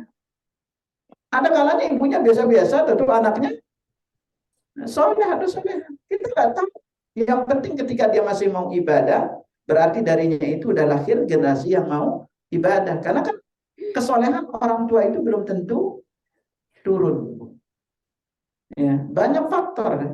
Gitu. Tapi tetap kita sebagai anak, sebagai orang tua jangan pernah bosan mendoakan anak kita. Terus saja doakan. Ya, anak udah banyak bahasa kisah terkait dengan orang-orang yang anaknya gak soleh, lalu karena terus orang tuanya itu berharap Allah takdirkan setelah orang tuanya meninggal dunia anaknya itu Allah baru kabulkan doa orang tuanya. Bisa jadi sekarang belum dikabulkan doanya itu untuk menguji kesabaran kita. Karena rawatnya besar gitu kan. Ternyata setelah orang tuanya nggak ada, tentu nggak ada yang ngingetin dia merasa sendirian, dia ingat orang tuanya. Akhirnya dulu mungkin pernah orang tua itu berwasiat, kamu tolong jadilah anak yang soleh atau soleh, ternyata Allah kasih dia hidayah, lalu dia ingat wasiat orang tuanya, lalu dia Allah takdirkan berubah dan jadi anak yang soleh atau soleh. Allah a'lam bishawab. Ada cukup? Baik. Ada lagi sudah. Assalamualaikum Ustaz. Berdosakah jika setelah dia menjaga ibu mertua, dia marah-marah ke suami dan mengatakan ke suami, ini ibu mertua, ini ibumu bikin tensi saya naik. Ya. Nah, itu kenapa dia seperti itu? Itu tanda tidak ikhlas merawat mertua. Itu cuma dapat capeknya aja. Ya kan? Makanya apa? Ibu-ibu ingat nih ya. Anda ingetin yang masih belum jadi mertua atau yang udah jadi mertua. Yang udah jadi mertua sayangilah mantu. Karena seringkali ibu itu membela anaknya laki-laki dibanding membela mantunya. Betul nggak? Betul gitu. Dan ibu itu harus sadar baik-baik, mertua itu harus sadar benar-benar ini mantunya itu udah dirawat oleh orang tuanya, lalu ketemu anaknya udah gede. Lalu disuruh melayanin anaknya. Dia sendiri orang tua itu belum tentu melayanin anaknya sepenuhnya. Kalau nih anak mantu ini stres, nanti kalau nggak punya cucu gimana jadinya? Disalahin mantu. Sementara mertua sendiri bikin stres. Gitu.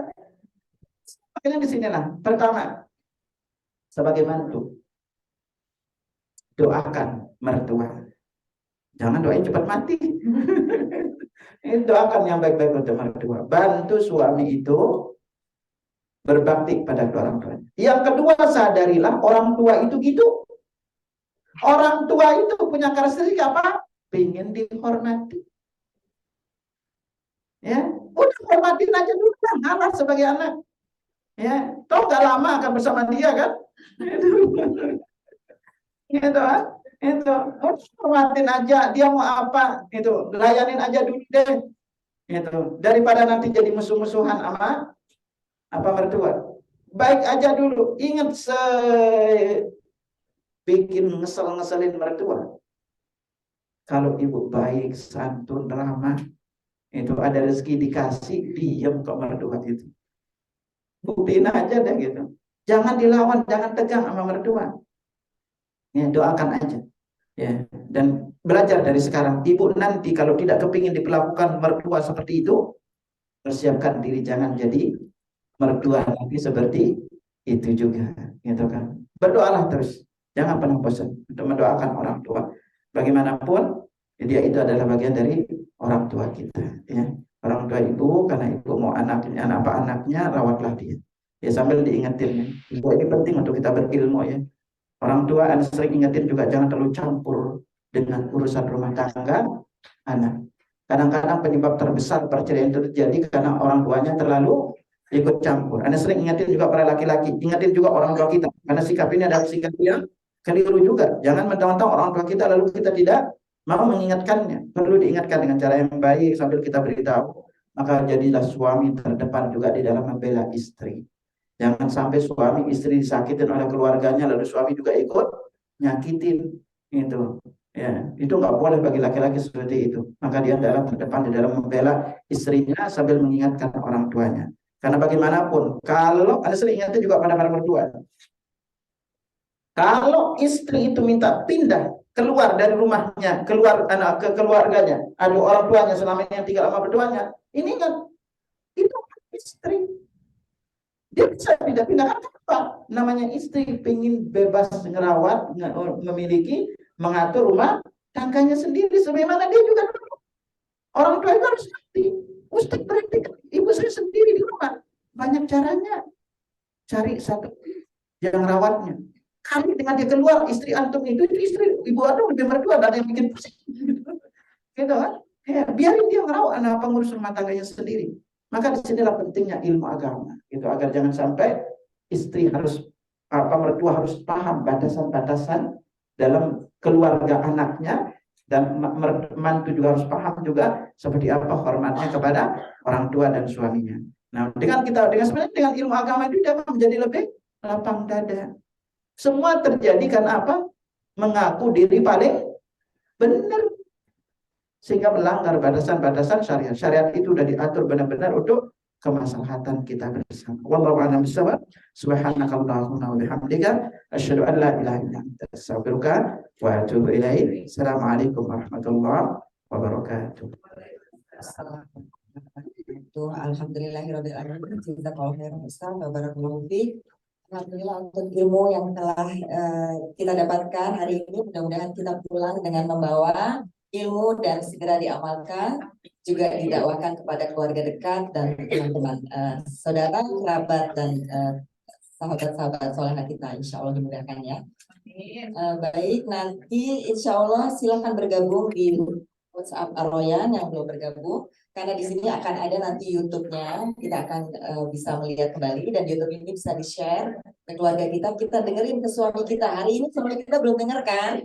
Nah, ini malam-malam nanti kita dengar YouTube-nya, bagaimana